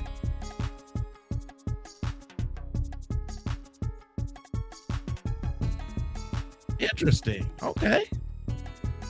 I was today years old when I learned that. I was today years old. He'd killed her husband, even though this was the very crime they'd been arrested for. This really stretched belief. They also tried to argue that Monica had cut Rob's hand when they were playing racquetball on the day of the murder, and she'd used her own towel to clean it up, which is why his blood was in her house that day. But this didn't explain the blood in Fabio's stolen Porsche. No, instead the truth was becoming clearer by the day. The police discovered an email dating from June 2016 when Monica sent Rob the login details of her home security system, and they suspected that she'd shown him where the physical DVR was kept. This enabled him to find it and remove it on the day of the murder, disposing of the evidence. Rather than an innocent bystander, robbed of her husband by her lover, Monica was a vital participant and even instigator in this horrible crime. The police spent the next few months looking for Rob's accomplice, the other man in the hoodie on the neighbor's CCTV. Initially, they suspected a man named Al Birdsong, a friend of Rob's who lived in Texas, but he had a watertight alibi, and eventually they found Chris Austin in October 2017. They connected Chris to Rob through phone and bank records, and when they brought him in, he folded. He pleaded guilty to second. Now, I told you don't trust a nigga from Alaska. I knew it. Now he might ride, they be fighting polar bears and shit. But that nigga sang like a bird. And that's what your ass get to, bucko. See, you only supposed to go with your white friends when they doing fun shit. You ain't supposed to go run with them to stab somebody up over some mayo buns. You're just not supposed to do that. That was the part in which you were supposed to bow out. Did you feel obligated? Did he borrow you some money before? Was he funding your Alaska stay? Why did you feel compelled to ride with this nigga to go knife up his girl for some insurance money? Oh, he promised you some of the insurance money. You was down bad in Alaska and needed some money, so you was like, hey, what else I got to lose? I'm already in Alaska. This is crazy, man. He does deserve a Dummy of the Year award, because that was goof true. These people is out here, man. This is a crazy ass story. Second-degree murder and the personal use of a knife in exchange for his testimony against Rob and against Monica. I remember Baker saying she's going to come into some money. He tried to get me to come down earlier and I couldn't. I told y'all. Chris said that Rob had tried to get him to come down from Alaska earlier in December 2016. Rob implied that this would be financially advantageous for both of them. It had something to do with Monica and Fabio. Money, not jealousy, was at the heart of this killing. Money and Monica's increasing distaste for the man she'd married. Rob told Chris all of this. I realized that she don't like him, so she don't want to be with him no more. She wants him gone. Involved in this conversation, too, was Al Birdsong, the former prime suspect for Rob's accomplice. He didn't appear to have had an active role in the killing, but Chris said he was there when they were discussing it, making it a conspiracy of 4. This conversation is occurring. Are you under the clear impression now that it is to kill this woman's husband? Yes. Did you have an opinion who wanted it done? Yes. Who? Monica wanted it. The wife wanted it done. I'm sorry. Rob first told Chris that Monica didn't like her husband because he was abusive towards her. After the killing, however, he backtracked. He told Chris that she just wanted the insurance money. Chris also poked holes in Rob's story of the murder itself. Rob said that Fabio had spotted him and struggled for his life, but Chris said he didn't really get the chance. Chris told the police that Rob was in constant phone communication with Monica all that day, planning the murder. And in the weeks after the murder, she searched the Google query, "Do the police have the right to tap my cell phone?" She had a guilty conscience and a hunger for money. Money she'd never see, as the police interceded and got the insurance company to delay the payout. She schemed to get her children out of the house, manipulate the security system, and inform Rob of her husband's whereabouts for nothing. After Chris's guilty plea, the dominoes were falling. Rob also pleaded guilty, but he refused to roll on Monica. He claimed that he'd been acting entirely without her knowledge, as if trying to protect her. He was called as a defense witness in her trial, but his conviction actually worked against her, because he'd been sentenced to life in prison without parole. He had nothing to lose, and so the prosecution argued there could be no penalty if he perjured himself to save her, but his lies on the stand didn't work. It's unknown whether charges will be brought against Al Birdsong, but 3 of the 4 members of this horrific conspiracy now face justice. Rob, sentenced to life in prison without parole, and Chris and Monica both now awaiting sentencing. Together, they schemed to murder Fabio Sementilli, a charismatic professional and loving father, and tear a family apart. Damn, y'all did Fabio like that, man. Life is not about how hard you get hit, but life's about how hard you can get hit and still keep on going. Now, his children continue to try to rebuild their lives, with Isabella following in her father's footsteps to become a hairstylist in Hollywood. What do you think about? Damn. They did Fabio just wrong, man. Damn. Now here I go thinking Fabio was the man. Pretty Ricky, what they call him. And all the time, your boy Rob had the corn on the cob for the job. Well, this was an action-packed night. Again, I appreciate all the love and support. I could be up here talking at myself, but y'all decided to spend y'all late nights ass up with me, yo, insomniacs. Some of y'all might be at work, and that's cool too. I appreciate it. And you know I gotta get to sleep because I got some more crime and all of that tomorrow. I'm trying to do bite-sized crime during the day. I'm trying to take this thing to a whole different level, so I appreciate y'all.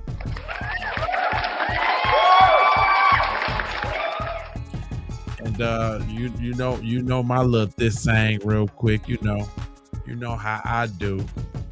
I ain't gonna hold you, but I'm gonna mold you, fold you, and scold you about being on code. You know I got 4 words for you. I need the new peoples to go ahead and subscribe for the vibes, like for the spike in the algorithm, share if you care.